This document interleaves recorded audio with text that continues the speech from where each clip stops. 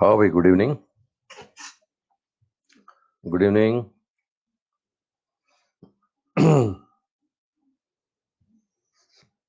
राधे राधे।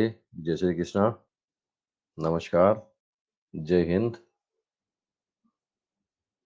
भारत माता की जय। वंदे मातरम। आवाज आ रही है मेरी? मेरी आवाज आ रही है सब तक? ओके, मैं भी दिखाई दे रहा हूँ तुम्हें? सब परफेक्ट। स्क्रीन दिख रही है? जो मैंने शेयर किया वो भी दिख रहा है? तो साहब, कल अपन ने हीट स्टार्ट कर दिया था और हीट में मैं बेसिक प्रॉपर्टी आपको बता रहा था कल। एक बार फटाफट से अपन कल का रिवाइज कर ली। ठीक है, कल वाला फटाफट से रिवाइज कर लेते हैं साहब। मैंने बताया था साहब, हीट क्या है साहब? एक एनर्जी है जो कि ट्रांजिट होती है हाई टेम्परेचर बॉडी से लो टेम्परेचर बॉडी की तरफ। ठीक है, हाई टेम्परेचर बॉडी से लो टेम्परेचर बॉडी की तरफ एक ट्रांजिट एनर्जी।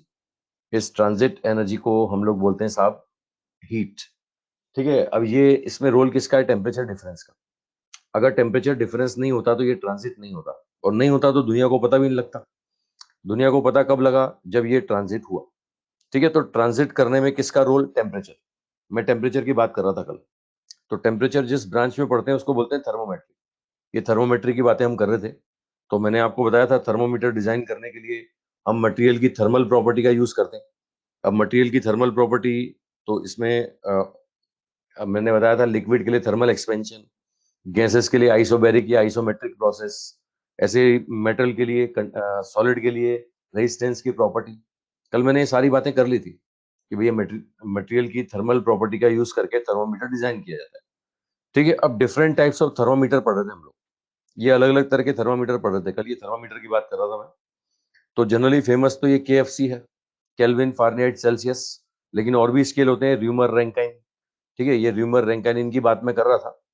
तो मैंने आपको बताया था कोई भी थर्मोमीटर बना है ना, तो साइंटिस्ट लोगों ने 2 पॉइंट फिक्स किए। एक लोअर फिक्स पॉइंट और एक अपर फिक्स पॉइंट। ये लोअर फिक्स पॉइंट और अपर फिक्स पॉइंट क्या माना गया है? ये फ्रीजिंग पॉइंट ऑफ वाटर और बॉइलिंग पॉइंट ऑफ वाटर है ना। किसी भी साइंटिस्ट ने अगर कोई स्केल बनाया है ना, तो उसने 2 पॉइंट माने हैं साहब। एक लोअर फिक्स पॉइंट, एक upper fix point. Lower point क्या? Freezing point of water. और अपर फिक्स क्या? अपर फिक्स पॉइंट क्या? Boiling point of water. ये 2 पॉइंट फिक्स किए गए। ठीक है, तो इसमें सेल्सियस, फारेनहाइट और केल्विन स्केल, इनके मैं बता दूं आपको। ये सेल्सियस साहब ने क्या बोला कि मेरे अकॉर्डिंग पानी जमेगा 0 डिग्री सेल्सियस पर और पानी उबलेगा 100 डिग्री सेल्सियस पर। सेल्सियस ने बोला ऐसा कि भैया फ्रीजिंग पॉइंट ऑफ वाटर 0 होगा और बॉइलिंग पॉइंट ऑफ वाटर 100 होगा। कहाँ से आया? इनको सपना आया, किसी एक्सपेरिमेंट से वैल्यू निकाली, हमें उस पर नहीं जाना। हमें याद रखना है कि भाई सेल्सियस साहब ने क्या बोला है, फ्रीजिंग पॉइंट कितना है, बॉइलिंग पॉइंट कितना है। ऐसे फारेनहाइट साहब ने क्या बोला? साहब मेरे अकॉर्डिंग पानी जमता है 32 डिग्री फारेनहाइट पर और उबलता है 212 डिग्री फारेनहाइट पे। ऐसा बोला इन्होंने। केल्विन साहब ने क्या बोला? केल्विन साहब बोलते हैं कि साहब पानी जो जमता है वो 273.15 और उबलता है 373.15। ऐसा बोला इन्होंने। ये फारेनहाइट साहब ने, केल्विन साहब ने और सेल्सियस साहब ने। ऐसे र्यूमर और रैंकिन का भी मैंने कल बताया था आपको। अगर मैं डिग्री र्यूमर बोलूं तो ये बोलता है 0 डिग्री र्यूमर पे जमता है और 80 डिग्री र्यूमर पे उबलता है। मैं रैंकाइन के बारे में बताऊं तो इन्होंने बोला कि 460 डिग्री रैंकाइन पे जमता है और 672 डिग्री रैंकाइन पर उबलता है। ऐसा बोला साहब। ठीक है, अब इन्होंने कैसे बोला, किस बेस पर बोला, एक्सपेरिमेंट से बोला, रात को सपना आया, इनको इसमें हमारा कोई हाथ नहीं। ये मानना पड़ेगा अपने को। इन साइंटिस्ट लोगों ने ऐसा बोला, अपने को मानना पड़ेगा। ठीक है, अब एक टर्म होती है नंबर ऑफ डिवीजन। ये नंबर ऑफ डिवीजन क्या होता है? Difference of upper fix point and lower fix point. Upper fix point और लोअर फिक्स पॉइंट का डिफरेंस। तो भैया यहाँ पे आएगा 100, सेल्सियस में 100, केल्विन में भी 100, लेकिन फारेनहाइट में आ रहा है 180। है ना। र्यूमर में देखोगे ना तो ये 80 आएगा और रैंकाइन में देखो तो 212 आएगा। मतलब देख सकते हो, ये नंबर ऑफ डिवीजन बता रहा हूं मैं। तो नंबर ऑफ डिवीजन का ऑर्डर अगर मैं बताता हूं इन पांचों स्केल में, सबसे ज्यादा नंबर ऑफ डिवीजन है रैंकाइन में, फिर नंबर है फारेनहाइट का, उसके बाद नंबर है सेल्सियस का। है ना, जितने सेल्सियस में उतने ही केल्विन में, और सबसे कम किस में आएगा? र्यूमर का। ये मैंने नंबर ऑफ डिवीजन का ऑर्डर बताया था। है ना, ये नंबर ऑफ डिवीजन का ऑर्डर है। सबसे ज्यादा डिवीजन आपको मिलेंगे रैंकाइन स्केल में, फिर फारेनहाइट में, फिर डिग्री सेल्सियस, फिर केल्विन और फिर डिग्री र्यूमर स्केल। ठीक है, अब एक काम की बात सुनना। ये नंबर ऑफ डिवीजन का मतलब इसकी रीडिंग को कितने पार्ट में डिवाइड किया गया। अब ये अपर फिक्स पॉइंट और लोअर फिक्स पॉइंट, ये लेंथ बराबर है। ये लेंथ बराबर है, इसको मैं equal equal equal equal part में डिवाइड कर रहा हूँ। तो सेल्सियस के लिए मैंने 100 बराबर पार्ट में इसकी रीडिंग को डिवाइड किया, केल्विन के लिए भी मैंने 100 बराबर पार्ट में इसकी रीडिंग को डिवाइड किया, फारेनहाइट में मैंने 180 इक्वल पार्ट में इसको डिवाइड किया, र्यूमर में मैंने 80 इक्वल पार्ट में डिवाइड किया, है ना। ऐसे ही वो रैंकाइन में 212 इक्वल पार्ट में डिवाइड किया। समझ रहे हो साहब? मतलब नंबर ऑफ डिवीजन का मतलब कितने डिवीजन किए गए, इसकी स्केल की रीडिंग को अपन ने कितने पार्ट में बांटा, कितने बराबर बराबर पार्ट में बांटा। तो भैया ये लेंथ थी, अपर fix point lower fix point, इसमें रैंकाइन में 212 पार्ट में बांटा, फारेनहाइट में 180 में, है ना, र्यूमर में 80 में, सेल्सियस और केल्विन में कितना साहब, सेल्सियस केल्विन में 100 पार्ट में। अब सोचो, इस पूरी लेंथ को अगर मैं 100 बराबर पार्ट में बांटता हूं तो एक पार्ट को कितना मिलेगा, एक पार्ट को टोटल लेंथ का 1/100 मिलेगा। मतलब सेल्सियस के अगर मैं एक डिवीजन का वैल्यू बोलूं तो टोटल का 1/100 होगा। फारेनहाइट कितना होगा, फारेनहाइट होगा टोटल का 1/180। र्यूमर कितना होगा, र्यूमर होगा टोटल का 1/80। ठीक है, तो अब इजीली समझ सकते हो, एक डिवीजन की रीडिंग अगर मैं बोलूं, मैं आपसे बोलूं रीडिंग ऑफ वन डिवीजन, तो सबसे ज्यादा जो रीडिंग ऑफ वन डिवीजन आएगी ना वो र्यूमर की, और सबसे कम जो आएगी वो रैंकाइन की। भाई सीधी सी बात है, टोटल लेंथ को बराबर पार्ट में बांट रहे हो, जिसके सबसे ज्यादा पार्ट करोगे उसके लिए एक डिवीजन का वैल्यू सबसे कम आएगा। ठीक है, तो यहां बोलते हैं रीडिंग ऑफ वन डिवीजन। ठीक है, ऐसा बोलेंगे reading of one division, reading of one division. ये होगा inversely proportional to number of division, ये होगा inversely proportional to number of division, ये नंबर ऑफ डिवीजन के इनवर्सली प्रोपोर्शनल होगा। ठीक है, मतलब मैं अगर, अच्छा, वन डिवीजन का मतलब 1 डिग्री सेल्सियस भी हो गया, यूनिट टेम्परेचर चेंज भी हो गया। समझ रहे हो भाई? रीडिंग ऑफ वन डिवीजन का मतलब यूनिट टेम्परेचर चेंज, इसको मैं बोलूंगा unit temperature change, unit temperature change. तो भैया मैं ऐसा बोलूंगा 1 डिग्री रैंकाइन सबसे कम होता है, 1 डिग्री फारेनहाइट उससे ज्यादा, 1 डिग्री सेल्सियस उससे ज्यादा, 1 केल्विन उसके बराबर, और सबसे ज्यादा जो मिलेगा ना 1 डिग्री र्यूमर मिलेगा। ये यूनिट टेम्परेचर चेंज का ऑर्डर बताया मैंने, एक तो नंबर ऑफ डिवीजन का ऑर्डर बताया और एक यूनिट टेम्परेचर चेंज का ऑर्डर बताया। तो यूनिट टेम्परेचर चेंज सबसे कम रैंकाइन में, सबसे ज्यादा र्यूमर में, फारेनहाइट में सेल्सियस से कम होगा, सेल्सियस और केल्विन में यूनिट टेम्परेचर चेंज क्या होगा, बराबर होगा। ये ऑर्डर आ गया साहब, रीजन समझ सकते हो? जितने ज्यादा पार्ट में रीडिंग को डिवाइड करोगे तो एक पार्ट को उतना कम मिलेगा। भाई एक लेंथ है, इसको मैं 100 पार्ट में बांटता हूं तो एक पार्ट कितना, टोटल का 1/100। बड़ा सिंपल सा कंसेप्ट यार।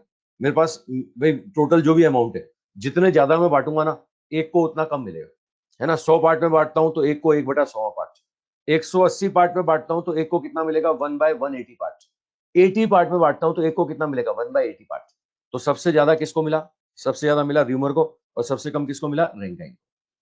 ठीक है, अब ये अलग अलग तरह के टेम्परेचर स्केल कल अपन ने कंपेयर किए थे, ये Fahrenheit, Celsius, kelvin, rumour, Rankine, और भैया एक मैंने भी बनाया था डिग्री, ये पीएमपी स्केल, ये इमेजरी स्केल मैंने ही बनाया था यार।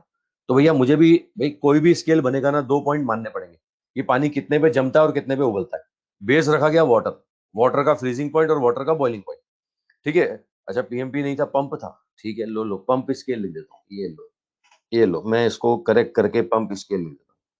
ये, अरे इरेजर ही नहीं आ रहा, ये लो मैं इसको लिख देता हूँ पंप स्केल, ये लो पंप स्केल। अबे समझ गए भाई? ठीक है, ये लो, ये पीएमपी स्केल नहीं पंप स्केल कर देते हैं, इसको ढंग से लिख देते हैं, दोबारा लिख देते हैं, कल का लिखा हुआ मिट नहीं रहा है। ये लो पंप स्केल, अरे समझ गए भाई? ठीक है, चलो आओ आओ, अब वापस आओ। तो भैया अब ये मैंने क्या किया, जितने भी थर्मामीटर है ना, सब में मरकरी भरा हुआ है ना, और सब एक ही बॉडी का टेम्परेचर मेजरमेंट करने के काम आ रहे हैं। मान लिया एक पर्सन को बुखार है, ये सारे थर्मोमीटर एक ही पर्सन के मुंह में डाल दिए अपने। अब क्या होगा साहब, सब में मरकरी भरा हुआ है, थर्मल एक्सपेंशन सेम होगा, तो ये मरकरी सेम हाइट तक राइज करेगा। ये मरकरी की हाइट ये आएगी, ये मरकरी की हाइट ये आएगी, लेकिन रीडिंग जब पढ़ोगे ना, तो यहाँ ये मेरे स्केल में रीडिंग कुछ और नजर आएगी, रैंकाइन में कुछ और नजर आएगी, र्यूमर में कुछ और, केल्विन में कुछ और, सेल्सियस में कुछ और फारेनहाइट में कुछ और। हर हर थर्मामीटर में रीडिंग कुछ और नजर आएगी। ठीक है, अब मुझे इनकी रीडिंग को आपस में रिलेट करना है, इनकी रीडिंग को आपस में रिलेट करना है। तो भैया एक लेंथ बोल रहा हूं मैं यहां से यहां तक L1, और दूसरा लेंथ बोल रहा हूँ ये L2, है ना। भाई रीडिंग अलग अलग हो सकती है, लेकिन ये दोनों जो लेंथ दिख रही है ना, L1 और L2, इसका रेशो हमेशा क्या रहेगा, सारे स्केल के लिए इनका रेशो क्या रहेगा, कांस्टेंट रहेगा। जितने स्केल दुनिया में आज तक बने हैं या आगे कोई इमेजनरी बनेंगे, तो भैया ये रेशो हमेशा उनके लिए कांस्टेंट आएगा, है ना। अब इसमें ये रेशो बोले तो L1 क्या है, L1 साफ साफ दिख रहा है रीडिंग, ये reading minus lower fix point, और L2 क्या दिख रहा है? L2 दिख रहा है difference of upper fix point and lower fix point, ये L2 दिख रहा है साहब। तो L1 और L2 का रेशो बराबर कर दो, L1 L2 का रेशो बराबर कर दो। देखो L1 L2 का रेशो बराबर करता हूं तो ये क्या बनता है?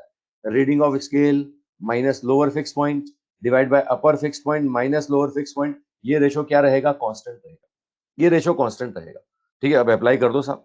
हम बोलेंगे सेल्सियस की reading minus lower fix point divide by upper fix point minus lower fix point, Fahrenheit की रीडिंग माइनस ये क्या होगा साहब? Lower fix point divide by upper minus lower.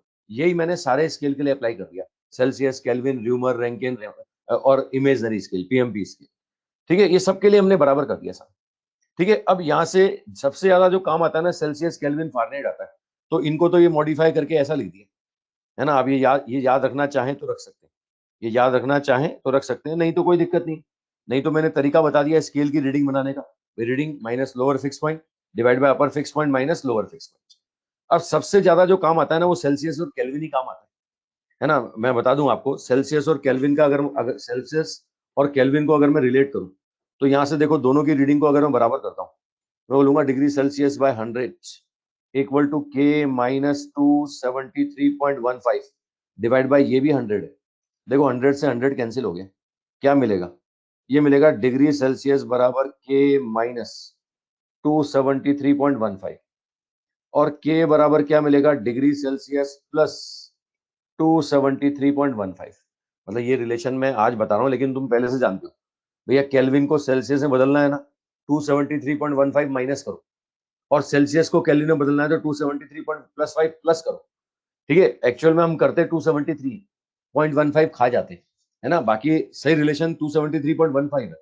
मतलब अगर ऑप्शन में मैं दोनों दे दूं, एक 273 वाला ऑप्शन भी दे दूं और एक 273.15 वाला ऑप्शन भी दे दूं, तो करेक्ट माना जाएगा 273.15। ये देख लेना साहब, 0.15 खाना नहीं है। मतलब एक क्वेश्चन है अपने मॉड्यूल में और एग्जाम में आया हुआ क्वेश्चन, उसमें क्या दोनों ऑप्शन थे, 273 वाला ऑप्शन भी था और 273.15 वाला ऑप्शन भी था, तो करेक्ट मानना है 273.15 वाला। ठीक है, एक और चीज बताऊं साहब, 0 डिग्री सेल्सियस, ये 0 डिग्री सेल्सियस तो केल्विन में इसका वैल्यू होता है 273.15 केल्विन, है ना। अगर मैं बोलता हूं ना 0 डिग्री सेल्सियस, ये एब्सोल्यूट जीरो टेम्परेचर नहीं होता है, ये 0 degree Celsius absolute zero temperature नहीं होता है ना, एब्सोल्यूट होता है 0 केल्विन। ये अगर मैं 0 केल्विन लिखता हूं, तो ये आएगा -273.15 डिग्री सेल्सियस। ये कुछ इंफॉर्मेटिव बातें बता रहा हूं मैं, है ना। ये 0 केल्विन को बोलते हैं एब्सोल्यूट जीरो टेम्परेचर। ठीक है, ये होता है साहब एब्सोल्यूट जीरो टेम्परेचर। ठीक है, इस पे क्या होता है, थर्मल एनर्जी खत्म हो जाती है, थर्मल एनर्जी जीरो हो जाती है ना। इवन गैस की बात करोगे ना, तो गैस का वॉल्यूम जीरो हो जाएगा, प्रेशर जीरो हो जाएगा, है ना, वेलोसिटी जीरो हो जाएगी, सब कुछ जीरो हो जाएगा। जब गैस पढ़ेंगे तब बताऊंगा आपको मैं। तो 0 डिग्री सेल्सियस एब्सोल्यूट जीरो नहीं है, एब्सोल्यूट जीरो है 0 केल्विन। अच्छा, ये जो 0 केल्विन की वैल्यू लिखी है ना, -273.15 डिग्री सेल्सियस, ये थियोटिकल वैल्यू होता है साहब, प्रैक्टिकली इतना अचीव ही नहीं किया आज तक। अर्थ की कंडीशन में प्रैक्टिकल देखोगे ना, तो मिनिमम से मिनिमम आप जाओगे तो -200 के आसपास, ये -273 तो आज तक पहुंचे ही नहीं, है ना। फिर भी ये कोई कोई पूछे ना कि साहब 0 केल्विन क्या होता है, तो बोले होता है -273.15 डिग्री सेल्सियस।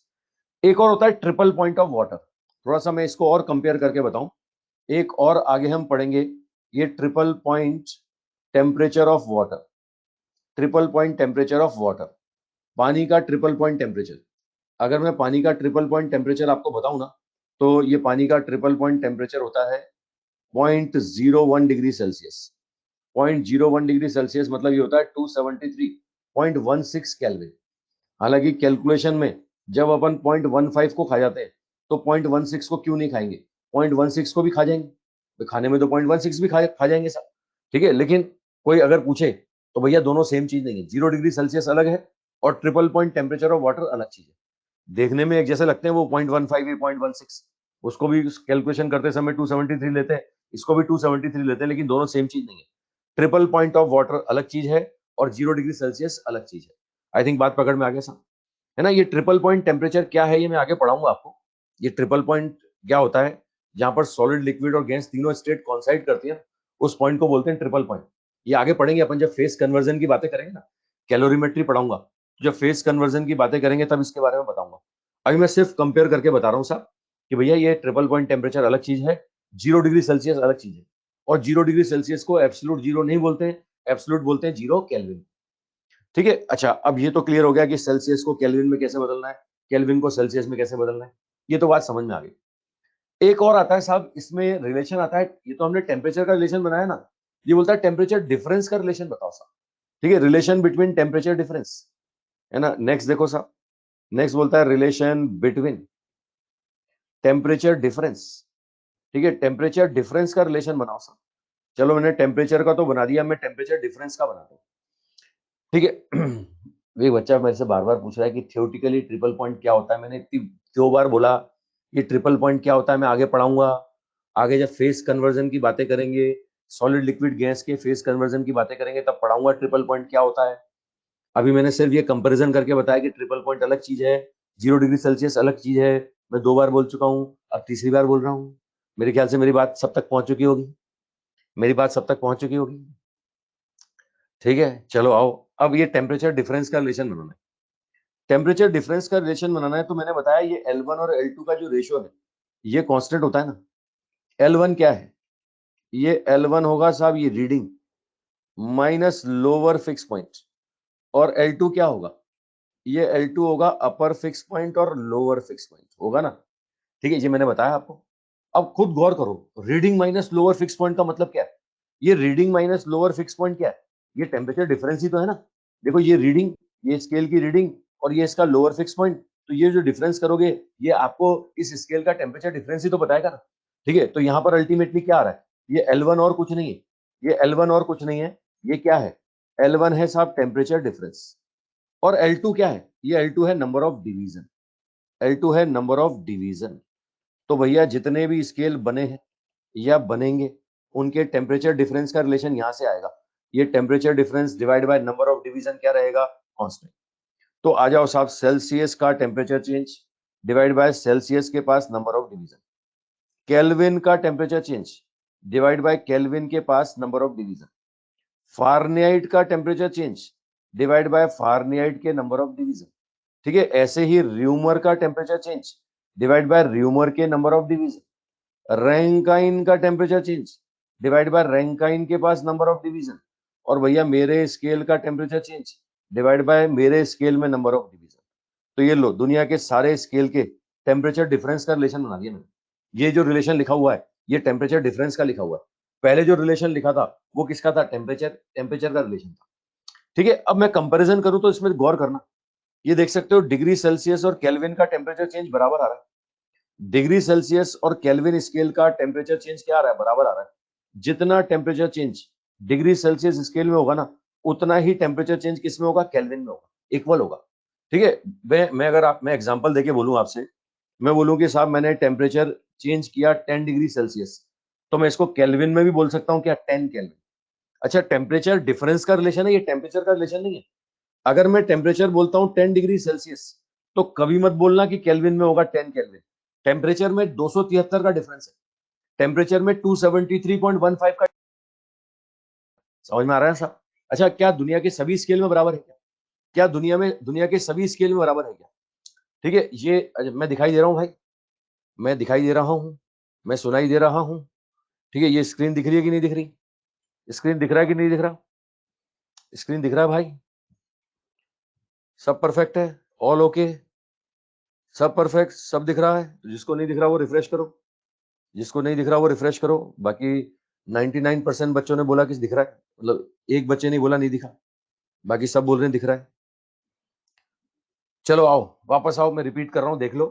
ये मैं टेम्परेचर डिफरेंस का रिलेशन बनाया, तो टेम्परेचर डिफरेंस के लिए भी मैंने वही बोला कि L1 L2 का रेशो कांस्टेंट है। अब मैंने L1 को क्या बोला, टेम्परेचर डिफरेंस, और L2 को क्या बोला, number of division. Temperature difference divide by number of division क्या रहेगा, ये रेशो कांस्टेंट रहेगा। ठीक है, तो इससे मैथमेटिकली हमें दिखा कि डिग्री सेल्सियस और केल्विन में टेम्परेचर चेंज क्या है, बराबर है, किसी और में बराबर नहीं। आप फारेनहाइट से कंपेयर करोगे बराबर नहीं आएगा। देखो मैं डिग्री सेल्सियस और फारेनहाइट कंपेयर करूं, तो degree Celsius by 100 is equal to degree Fahrenheit by 180, तो आप देख सकते हो बराबर नहीं है। ये डिग्री सेल्सियस बराबर 5/9 टाइम्स ऑफ डिग्री फारेनहाइट, ये आ रहा है ना। या हम बोलेंगे डिग्री फारेनहाइट बराबर 9/5 टाइम्स ऑफ डिग्री सेल्सियस। देख सकते हो टेम्परेचर चेंज बराबर नहीं है, ये टेम्परेचर चेंज बिल्कुल भी बराबर नहीं है, ये टेम्परेचर चेंज बराबर सेल्सियस और केल्विन में बराबर नहीं है, किसी और में भी बराबर नहीं होगा, सिर्फ केल्विन और सेल्सियस का बराबर आता है। अब एक बहुत ज्ञान की बात ढंग से सुन लो, क्यों बराबर आया, क्यों बराबर आया, ऐसा क्या था कि बराबर आया? ऐसा इसलिए बराबर आया कि दोनों के पास नंबर ऑफ डिवीजन सेम थे। वो डिनोमिनेटर को देखो, दोनों का डिनोमिनेटर 100 है, 100 से 100 कैंसिल हो गया, है ना, एक 100 होता है, एक 80 होता, एक 100 होता है, एक 180 होता, एक 100 होता है, एक 112 होता, कुछ होता अलग अलग होता, क्या कैंसिल होता क्या? ये डिनोमिनेटर अगर कैंसिल नहीं होता ना, तो नंबर ऑफ डिवीजन क्या होते, कभी बराबर नहीं आते। और डिनोमिनेटर मतलब क्या हो गया, नंबर ऑफ डिवीजन। तो भैया ऐसे स्केल जिनमें नंबर ऑफ डिवीजन बराबर होते हैं ना, है ना, उन्हीं में टेम्परेचर चेंज बराबर होता है। काम की बात सुन लो, ऐसे टेम्परेचर स्केल जिनमें नंबर ऑफ डिवीजन बराबर होंगे ना, उन्हीं में टेम्परेचर चेंज बराबर होगा, किसी और स्केल में बराबर नहीं होगा। ठीक है, अब मैंने एक इमेजनरी स्केल बनाया, मालूम पड़ा उसके पास नंबर ऑफ डिवीजन 100 है, मेरे मेरे डिग्री पीएमपी स्केल में नंबर ऑफ डिवीजन 100 है, तो भैया पीएमपी स्केल में जो चेंज होगा ना, वो केल्विन के बराबर होगा, सेल्सियस के बराबर होगा। बात पकड़ में आगे सर? अच्छा, मेरे स्केल में नंबर ऑफ डिवीजन अगर 80 है, मेरे स्केल में नंबर ऑफ डिवीजन 80 है, तो भैया वो र्यूमर से, वो र्यूमर स्केल से टेम्परेचर चेंज मेरे स्केल का बराबर होगा, हर स्केल से बराबर नहीं होगा, हर स्केल से बराबर नहीं होगा। बात पकड़ में आ गई ना? ऐसे टेम्परेचर स्केल जिनके पास नंबर ऑफ डिवीजन सेम होंगे ना, उनके लिए टेम्परेचर चेंज क्या होगा, बराबर होगा, है ना। टेम्परेचर चेंज सिर्फ बराबर किन स्केल का होगा? ठीक है, those temperature scale which has same number of division, है ना, those temperature scale which has same number of division. ठीक है, उनके लिए हम क्या बोलेंगे साहब, उनके लिए बोलेंगे टेम्परेचर चेंज सेम होगा, डेल टी सेम होगा, किनके लिए, जिनके पास नंबर ऑफ डिवीजन सेम हो, नंबर ऑफ डिवीजन सेम हो। बात पकड़ में आ गई साहब? अच्छा, अब एक प्रॉपर्टी और पूछते हैं, ये बोलते हैं कि साहब रीडिंग सेम आ जाए साहब, है ना, रीडिंग ऑफ टेम्परेचर स्केल कॉन्साइट या फिर सेम, टेम्परेचर स्केल कॉन्साइट। ठीक है, ये कॉन्साइट या फिर हमसे बोलेंगे सेम होगी साहब। टेम्परेचर पूछेगा आपसे, बताओ साहब कहां पर रीडिंग कॉन्साइड करेगा, है ना। तो मैं पहला बोल रहा हूं साहब डिग्री सेल्सियस और केल्विन, है ना, हमें निकालना है कि कहां कॉन्साइड करता है डिग्री सेल्सियस और केल्विन।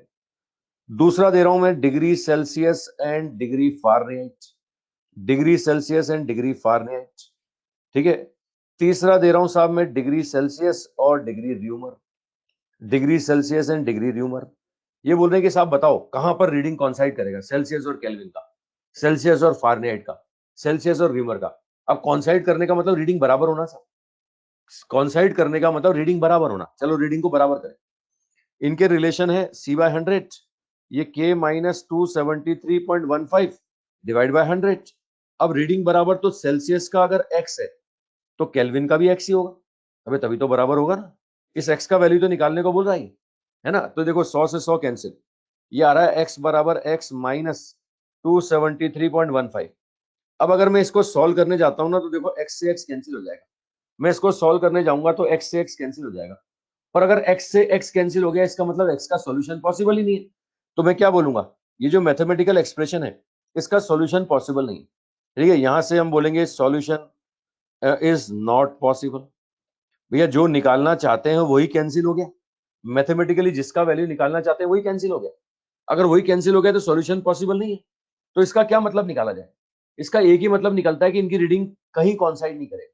इसका एक ही मतलब निकलता है कि सेल्सियस और केल्विन स्केल की रीडिंग किसी भी टेम्परेचर पे कॉन्साइड नहीं करेगा। यानी हम क्या बोलेंगे साहब, हम बोलेंगे साहब reading, reading of degree Celsius and kelvin scale, and kelvin scale not coincide at any temperature, reading of degree Celsius and Kelvin scale not coincide। ठीक है, ये not coincide at any temperature, किसी भी टेम्परेचर पर कॉन्साइड नहीं करेगा, इसकी reading किसी भी टेम्परेचर पे कॉन्साइड नहीं करेगी। डिग्री सेल्सियस और केल्विन स्केल का रीडिंग किसी भी टेम्परेचर पर कॉन्साइड नहीं करेगा। बात पकड़ में आ गया सर? अरे कंसेप्ट पकड़ में आ रहा है भाई? ठीक है, चलो अब एक ज्ञान की बात और दे दो, एक ज्ञान की बात और दे दो, ऐसा क्यों हुआ, ऐसा क्यों हुआ, है ना। अच्छा, बाकी स्केल का निकाल के देखोगे ना कॉन्साइड करेगा। चलो चलो, मैं ज्ञान बाद में बांटूंगा, पहले मैं बाकी स्केल का आंसर निकाल दूं। सेल्सियस और केल्विन फारेनहाइट का आंसर निकालें। ये C/100 F-32/180 रीडिंग बराबर, अगर सेल्सियस की रीडिंग x तो फारेनहाइट की रीडिंग भी x, बराबर सा। ठीक है, अब ये सॉल्व करें तो ये हो गया बाय 5 है ना, और ये हो गया बाय 9, ये हो जाएगा 5 और ये हो जाएगा 9, सॉल्व करो, ये 9x बराबर 5x माइनस 5 इंटू 32, ये सॉल्व करोगे तो x का वैल्यू -40 आएगा, x का वैल्यू आ रहा है -40, -40 का मतलब क्या हो गया, ये या तो मैं बोलूंगा -40 डिग्री फारेनहाइट या मैं बोलूंगा -40 डिग्री सेल्सियस। भैया टेम्परेचर है जिस पर रीडिंग कॉन्साइड कर रही है, सेल्सियस और फारेनहाइट, सेल्सियस और फारेनहाइट, मतलब इस पर -40 पर रीडिंग कॉन्साइड कर रही है सर। बात पकड़ में आ रही है ना सर? ठीक है, अच्छा अब मैं बोलता हूँ डिग्री सेल्सियस और र्यूमर, चलो ये भी निकालते हैं, डिग्री सेल्सियस और र्यूमर, ये लो रिलेशन आपके सामने है। अब ये x/5 ये होगा x/4। अच्छा बच्चे यहाँ x से x उड़ा देते हैं, बच्चे उड़ा देते हैं, x से x कैंसिल, बोले x से x कैंसिल, बोले सॉल्यूशन नॉट पॉसिबल, बोले रीडिंग कॉन्साइड नहीं करेगी, रीडिंग कॉन्साइड नहीं करेगी, गलत बात है ना, यहाँ पर सॉल्यूशन पॉसिबल है भाई, कैंसिल क्यों कर रहे हो, ये देखो सॉल्यूशन पॉसिबल है, 4x बराबर 5x, हम बोलेंगे 5x माइनस 4x बराबर 0, तो ये आएगा x बराबर 0, x बराबर 0 का मतलब ये 0 डिग्री सेल्सियस या फिर हम बोलेंगे 0 डिग्री र्यूमर, है ना, दोनों का लोअर फिक्स पॉइंट 0 था, कॉन्साइड करता तो है, दोनों का लोअर फिक्स पॉइंट ही 0 था, कॉन्साइड कर रहा है ना, तो भैया 0 पर कॉन्साइड कर रहा है, सेल्सियस और र्यूमर का रीडिंग 0 पे कॉन्साइड कर रहा है।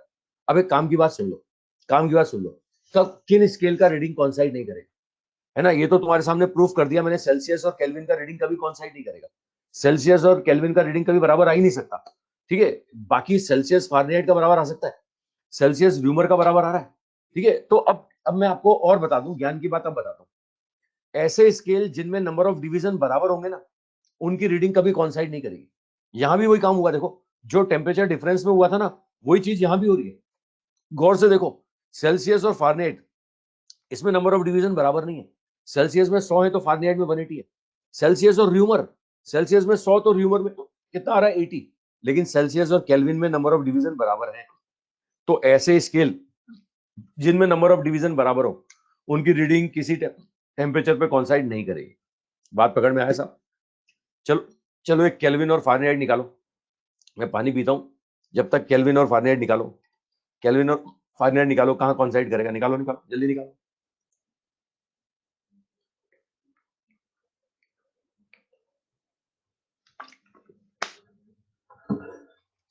तुम्हारी क्लास ले रहा होता हूँ, जो कोई ना कोई याद कर रहा होता भाई, रोज हिचकी आती है। ठीक है, पता नहीं मैं अच्छा काम करके आया हूँ कि बुरा काम करके आया हूँ, मुझे याद कर रहे हैं लोग। हाँ निकालो निकालो, आंसर निकालो अगला, -40 नहीं, -40 नहीं। अच्छा व्हाट्सएप मैसेज चेक नहीं करते हो इसलिए याद कर रहे हो, वाह, तू कोई मौका मत छोड़ बेटा, है ना।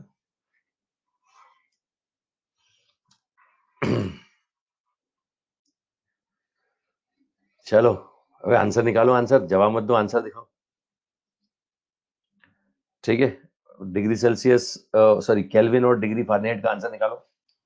ठीक है, केल्विन और डिग्री फारेनहाइट चलो निकाल देते हैं, kelvin and degree Fahrenheit, kelvin और डिग्री फारेनहाइट तो बराबर करो के -273.15/100 डिग्री फारेनहाइट -32/200/180। ठीक है, रीडिंग बराबर करो, x -273.15 डिवाइड बाय 5, ये x -32 डिवाइड बाय कितना हो गया 9। अब ये सॉल्व करोगे तो x का वैल्यू आएगा 574.25 केल्विन, या इसको बोलेंगे 574.25 डिग्री फारेनहाइट। ये लो साहब, कॉन्साइड कर रहा है, कॉन्साइड कर रहा है, बिल्कुल कॉन्साइड कर रहा है। तो भैया कहाँ रीडिंग कॉन्साइड नहीं करेगा, कहाँ रीडिंग कॉन्साइड नहीं करेगा, जिनके पास नंबर ऑफ डिवीजन सेम हो गए ना, नंबर ऑफ डिवीजन अगर सेम है तो रीडिंग कॉन्साइड नहीं करेगा, रीडिंग नॉट कॉन्साइड। ठीक है, सेम कभी नहीं आएगा।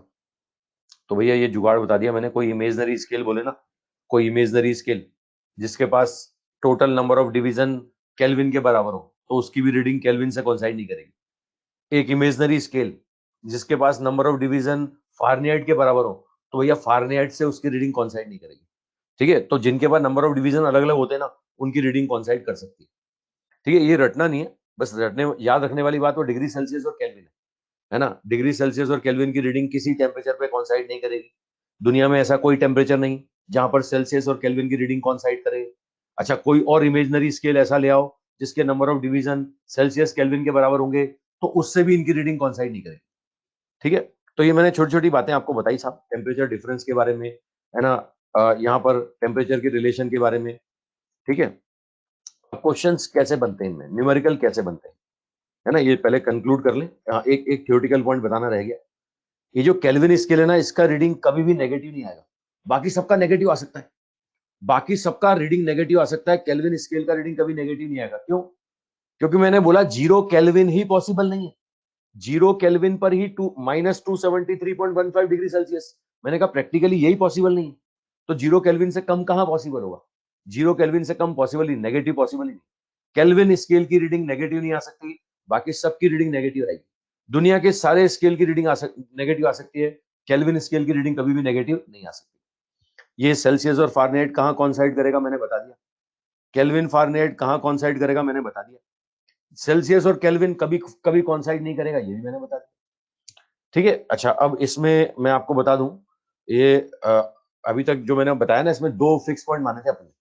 स्टैंडर्ड जो मॉडर्न थर्मोमीटर बन रहे हैं ना, उनमें एक ही फिक्स पॉइंट कंसिडर करते हैं, वो ट्रिपल पॉइंट ऑफ वाटर, है ना। अब उससे कैसे आंसर बनाते हैं तुमसे कोई नहीं पूछेगा, सिर्फ जानकारी के लिए मैंने बता दिया। एनसीईआरटी में एक पॉइंट लिखा हुआ था, है ना। एनसीईआरटी पहले तो क्या ग्रंथ है, उसकी भाषा ही समझ में नहीं आती, लैंग्वेज ही क्लियर नहीं होती। तो ये एक पॉइंट उसमें लिखा हुआ है साहब, जितने भी मॉडर्न थर्मोमीटर बन रहे हैं ना आजकल, उनमें साहब एक ही रेफरेंस पॉइंट ले रहे हैं, दो नहीं ले रहे, और वो एक ले रहे हैं triple point of water. Freezing point भी नहीं ले रहे, ठीक है, बॉइलिंग पॉइंट भी नहीं ले रहे, वो ले रहे हैं ट्रिपल पॉइंट ऑफ वाटर। ठीक है, क्यों ले रहे हैं, कैसे ले रहे हैं, क्या कर रहे हैं, कोई नहीं पूछेगा, बस पॉइंट ध्यान रख लेना। ठीक है, तो ये छोटी छोटी बातें मैंने आपको बता दी साहब। अब आओ साहब, अब क्वेश्चंस किस किस तरह के बनते हैं, क्वेश्चन शुरू कर दें। पहला क्वेश्चन आपके सामने स्क्रीन पर, ठीक है, ये देखो साहब, टेम्परेचर दिया हुआ है सेल्सियस स्केल में 25, बोल रहा है फारेनहाइट में आंसर बताओ। बताओ, ये सेल्सियस में टेम्परेचर दिया हुआ है, बोल रहा है फारेनहाइट में आंसर बताओ। दुनिया का सबसे आसान क्वेश्चन, बस रिलेशन पता होना चाहिए।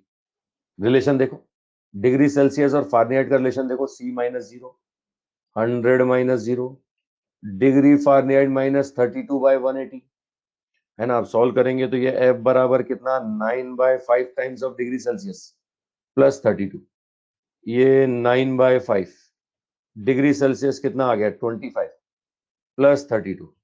सॉल्व करो कितना बनता है, ये 5, ये 45 प्लस 32। सॉल्व करेंगे तो कितना आ जाएगा, ये आ जाएगा साहब कितना, 77। ये आंसर आ गया डिग्री फारेनहाइट में 77, फोर्थ आंसर। मतलब अगर मैं आपसे बोलता हूँ बॉडी का टेम्परेचर सेल्सियस में 25 था ना, तो फारेनहाइट में 77 हो गया, फारेनहाइट में 77 हो गया। ठीक है, अच्छा मुझे एक बात बताओ, क्या टेम्परेचर बढ़ गया क्या? क्या टेम्परेचर बढ़ गया क्या? क्या टेम्परेचर बढ़ गया ना?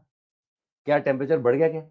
नहीं, जो मतलब 25 डिग्री सेल्सियस का है ना, वही मतलब 77 डिग्री फारेनहाइट का है। जो मीनिंग 25 डिग्री सेल्सियस का है, वही मीनिंग 77 डिग्री फारेनहाइट का है। भाई क्या होता है, किसी फिजिकल क्वांटिटी का यूनिट बदलते हो ना, तो उसका न्यूमेरिकल वैल्यू बदलता है, लेकिन न्यूमेरिकल वैल्यू और यूनिट का प्रोडक्ट हमेशा क्या रहता है, सेम रहता है। ये यूनिट डायमेंशन की प्रॉपर्टी अगर आपको याद आती हो, अगर मैं यूनिट बदलता हूं ना, तो न्यूमेरिकल वैल्यू बदलेगा, लेकिन कभी भी ये एन और यू का प्रोडक्ट नहीं, प्रोडक्ट का मीनिंग नहीं बदलेगा। एन और यू का प्रोडक्ट क्या रहेगा, सेम रहेगा। कंसेप्ट समझ रहे हो ना सब? बड़ी सिंपल सिंपल बात है, छोटी छोटी। ठीक है ठीक है, चलो आओ साहब आओ, एक और लो, एक क्वेश्चन और देता हूं, ये लो स्क्रीन पर एक क्वेश्चन और लो। ये बोल रहा है सेंटीग्रेड और फारेनहाइट थर्मोमीटर, ये बॉइलिंग वाटर में डिप किया अपन ने, ये लो गर्म पानी में डुबो दिया। अब बोल रहा है कि the temperature is lowered until the Fahrenheit thermometer read this. Fahrenheit की रीडिंग दे दी, बोल रहा था what is the temperature as registered by centigrade thermometer. लो उल्टा काम पूछ रहा है, फारेनहाइट की रीडिंग दे रहा है और बोल रहा है सेल्सियस की रीडिंग बताओ। फारेनहाइट की देके सेल्सियस पूछ रहा है सर, बताओ सर, फारेनहाइट की देके सेल्सियस पूछ रहा है आपसे। अब सेल्सियस बराबर क्या बोलेंगे, C/5 बराबर F-32/9, तो C बराबर कितना, 5/9, डिग्री फारेनहाइट -32 होगा।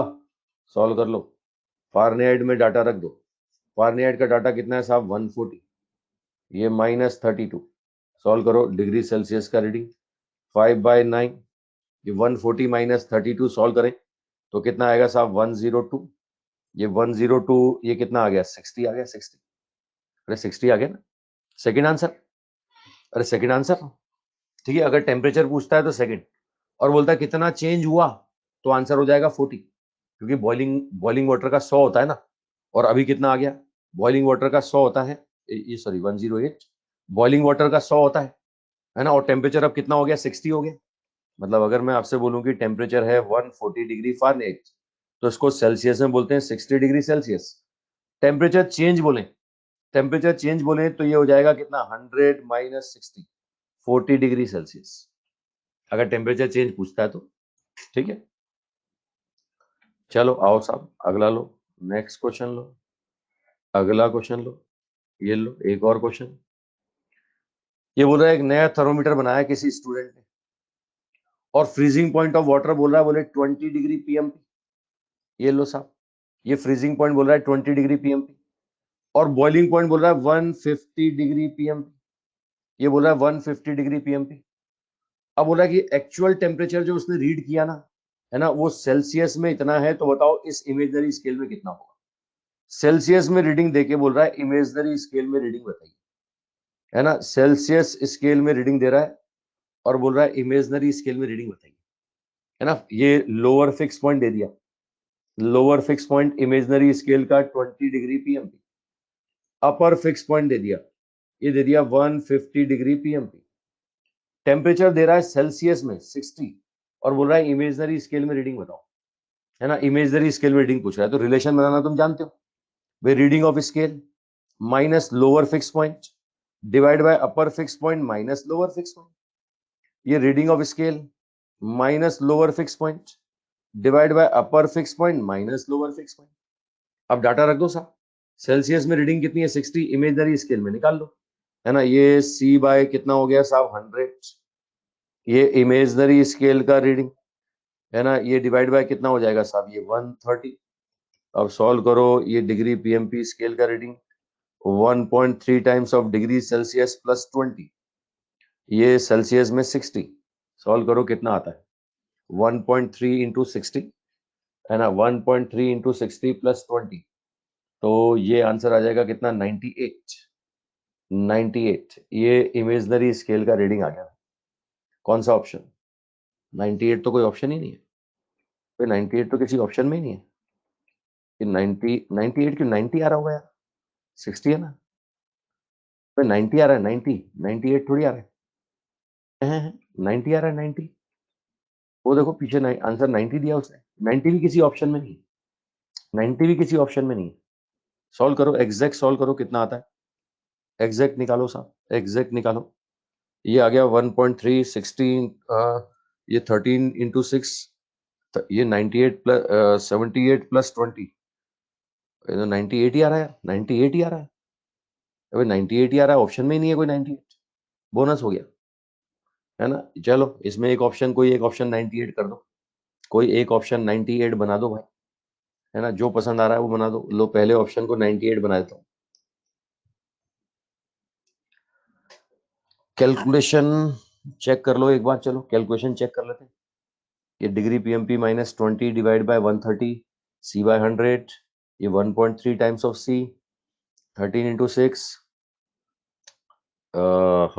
30 इंटू 6, ये तो हो गया कितना 60, 78 20 98 सही है, 98 सही, 98 ही आ रहा है भाई।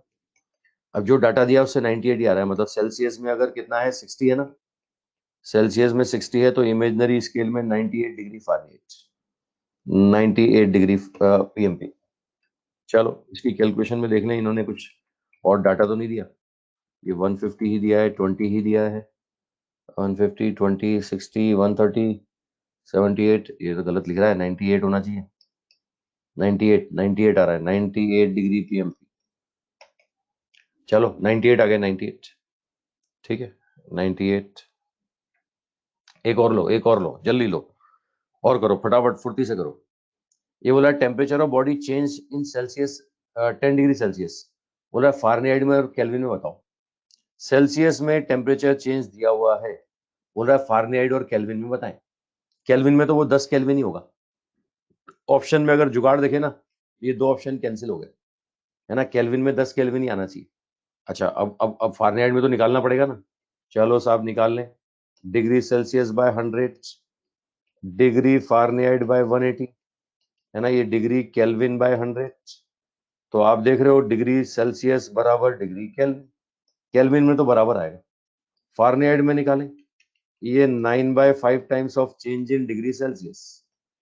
सेल्सियस में कितना 10, ये कितना आ जाएगा साहब, ये 5 to 18 आ गया, 18 degree Fahrenheit, 18 degree Fahrenheit. Fahrenheit में 18, कौन सा आंसर फर्स्ट आ गया, फर्स्ट आंसर फारेनहाइट में 18 और केल्विन में कितना आ जाएगा, केल्विन में आ जाएगा 10।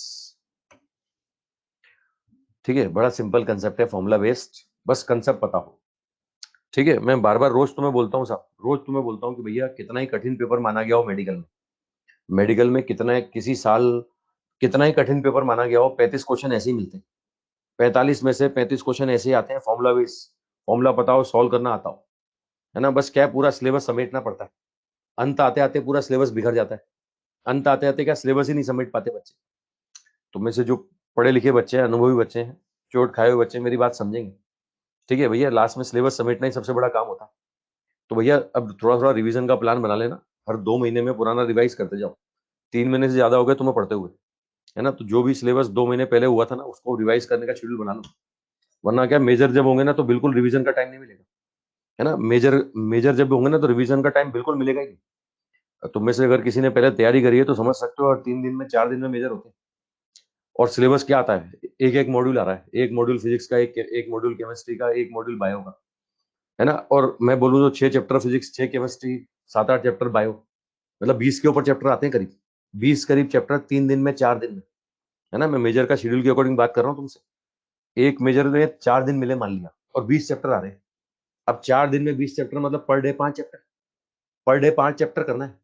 तो एक दिन में 5 चैप्टर करना है, मान लिया 15 घंटे भी पढ़ते हो तुम, तो एक चैप्टर को 3 घंटे, और 3 घंटे में एक चैप्टर रिवीजन कब हो सकता है, बस तुम्हें उसके पन्ने पलटने हो, पन्ने पलटने हो, है ना, और तुमने जो क्वेश्चन अच्छे अच्छे सेलेक्ट किए वो करने हो, तभी तुम 3 घंटे में एक चैप्टर को रिवाइज कर सकते हो, वरना कभी नहीं कर सकते। ठीक है, तुमने उस चैप्टर को देखे हुए 2 महीने 3 महीने से ज्यादा हो गए, 3 महीने से चैप्टर को रिवाइज ही नहीं किया, तो भैया उठाओगे ना, 3 घंटे तो कॉपी पढ़ने में लगा दोगे, 3 घंटे तो तुम कॉपी पढ़ने में लगा दोगे, और उसमें भी पूरा चैप्टर नहीं पढ़ पाओगे, कुछ डाउट रह जाएंगे, क्वेश्चन तो कर ही नहीं पाओगे, और क्वेश्चन नहीं कर पाओगे तो कॉन्फिडेंस वैसे नहीं आएगा। तो मतलब क्या होता है, मेजर के समय बच्चा बच्चा 60% 70% सिलेबस पूरा कर पाता है, पूरा सिलेबस ही नहीं पढ़ पाता। और बच्चा अगर पूरा सिलेबस ही नहीं पढ़ पाएगा तो परफॉर्म कहाँ से करेगा, है ना भाई। 80% सिलेबस पढ़ के जा रहे हैं, 70% वहां परफॉर्मेंस करके आ रहे हैं, तो कॉन्फिडेंस वैसे ही डाउन होता है ना। और ये बड़ी दिक्कत आती है, बता रहा हूँ मैं, जो अनुभवी लोग हैं, चोट खाए हुए लोग हैं, मेरी बात समझेंगे। तो बस थोड़ा थोड़ा रिवीजन का शेड्यूल बना लेना, है ना। अब कॉपी पेन लेके बैठना, जो भी फ्री डे आता है, जो भी फ्री डे आता है, कल तो मेरी क्लास है, अच्छा सुन लो काम की बात, कल क्लास है मेरी, कल 2 से 4 क्लास रखी है मैंने। कल अपन जितना पीछे थे ना, सारा हिसाब किताब बराबर कर देंगे। कल के बाद अपन पीछे नहीं रहेंगे, अपन एक लेक्चर करीब पीछे चल रहे थे, तो कल अपना हिसाब किताब बराबर हो जाएगा। अपन अपना सिलेबस फिक्स टाइम पे चलेगा, फिक्स टाइम पे चलेगा, फिर थर्सडे को लेने की जरूरत नहीं पड़ेगी, है ना, फिर थर्सडे को लेने की जरूरत नहीं पड़ेगी, फिर छुट्टी दे दूंगा आगे से। हाँ, एक दिन छुट्टी ले रहा हूँ मैं, सॉरी सॉरी, नेक्स्ट मंडे को मैं छुट्टी ले रहा हूँ शाम की, मंडे को शाम को छुट्टी ले रहा हूँ, तो थर्सडे को लूंगा, अगले थर्सडे को भी लूंगा। ठीक है, तो वही, मतलब सिलेबस अब कवर अपना ट्रैक पे आ चुका है, बराबर बराबर चल रहा है। बस यहाँ जो चल रहा है उसको साथ साथ करते रहो, और थोड़ा थोड़ा बैक पोर्शन का शेड्यूल बना लो, टाइम टेबल बनाओ, कॉपी पेन लेके बैठो, संडे फ्री होता है, संडे को रिवीजन करो थोड़ा सा, है ना। चलो आओ। अच्छा, अब रिवीजन करने का बच्चा पूछता है रिवीजन कैसे करें। रिवीजन करने का सबसे बढ़िया तरीका है क्वेश्चन प्रैक्टिस करो, है ना। आपने जो पहले चैप्टर किया था तो उसके कुछ अच्छे क्वेश्चन टिक किए होंगे, आपने करीब एक चैप्टर के 30 से 40 क्वेश्चन टिक करके रखे होंगे। 30-40 क्वेश्चन जो आपने टिक करके रखे थे ना, तो सबसे पहले उन क्वेश्चंस को करो।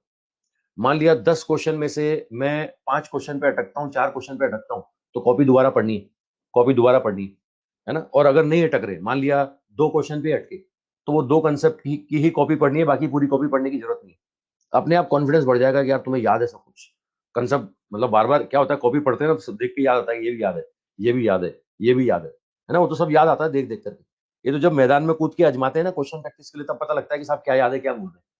तो इसलिए क्वेश्चन प्रैक्टिस से रिवीजन करना। ठीक है, चलो बहुत ज्ञान दे दिया मैंने तुम्हें, वापस लौटो,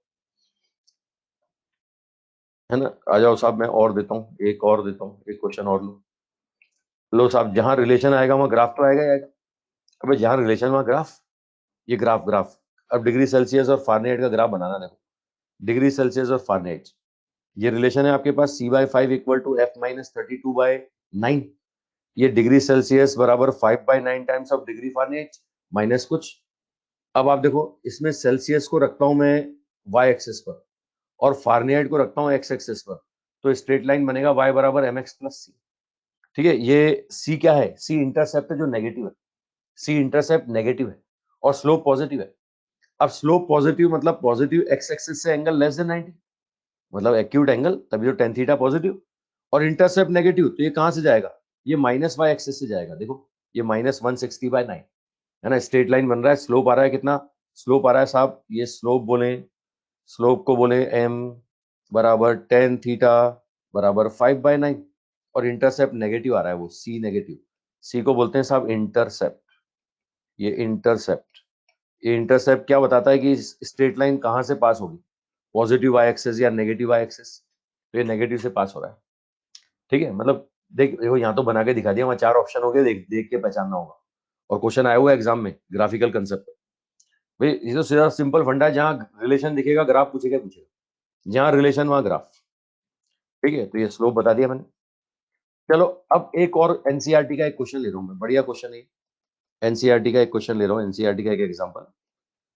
इसमें मैंने आपको कल एक प्रॉपर्टी बताई थी, है ना, मैंने एक प्रॉपर्टी बताई थी साहब कि भैया मटेरियल की थर्मल प्रॉपर्टी का यूज करके थर्मोमीटर बनाया जाता है।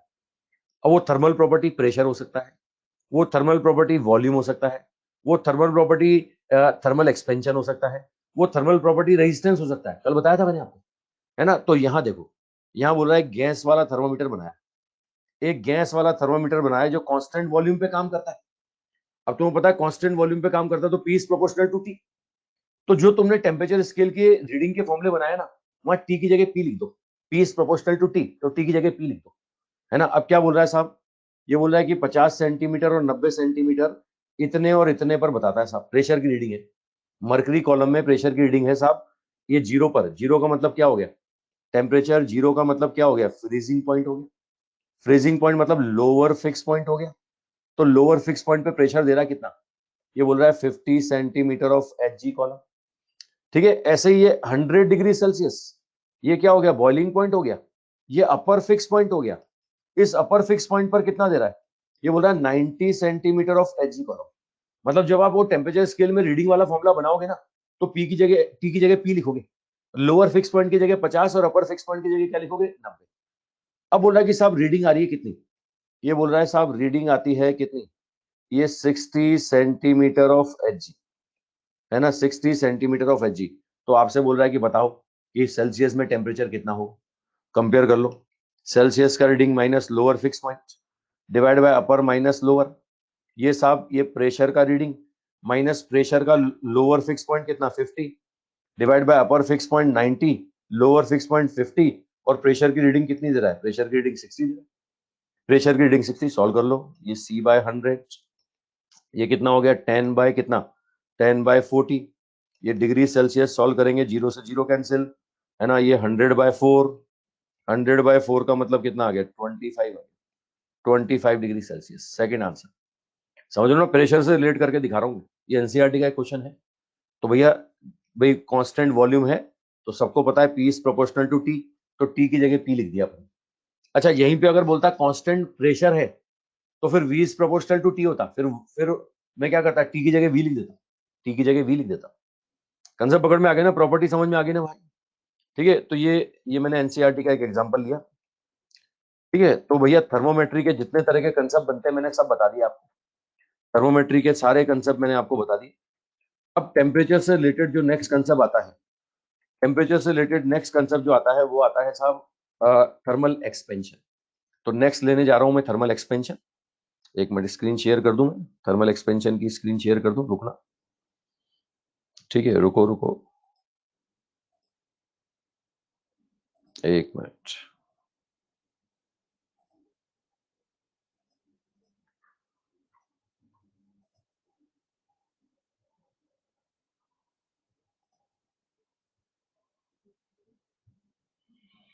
ठीक है, नेक्स्ट टेम्परेचर से रिलेटेड जो कंसेप्ट है वो है थर्मल एक्सपेंशन।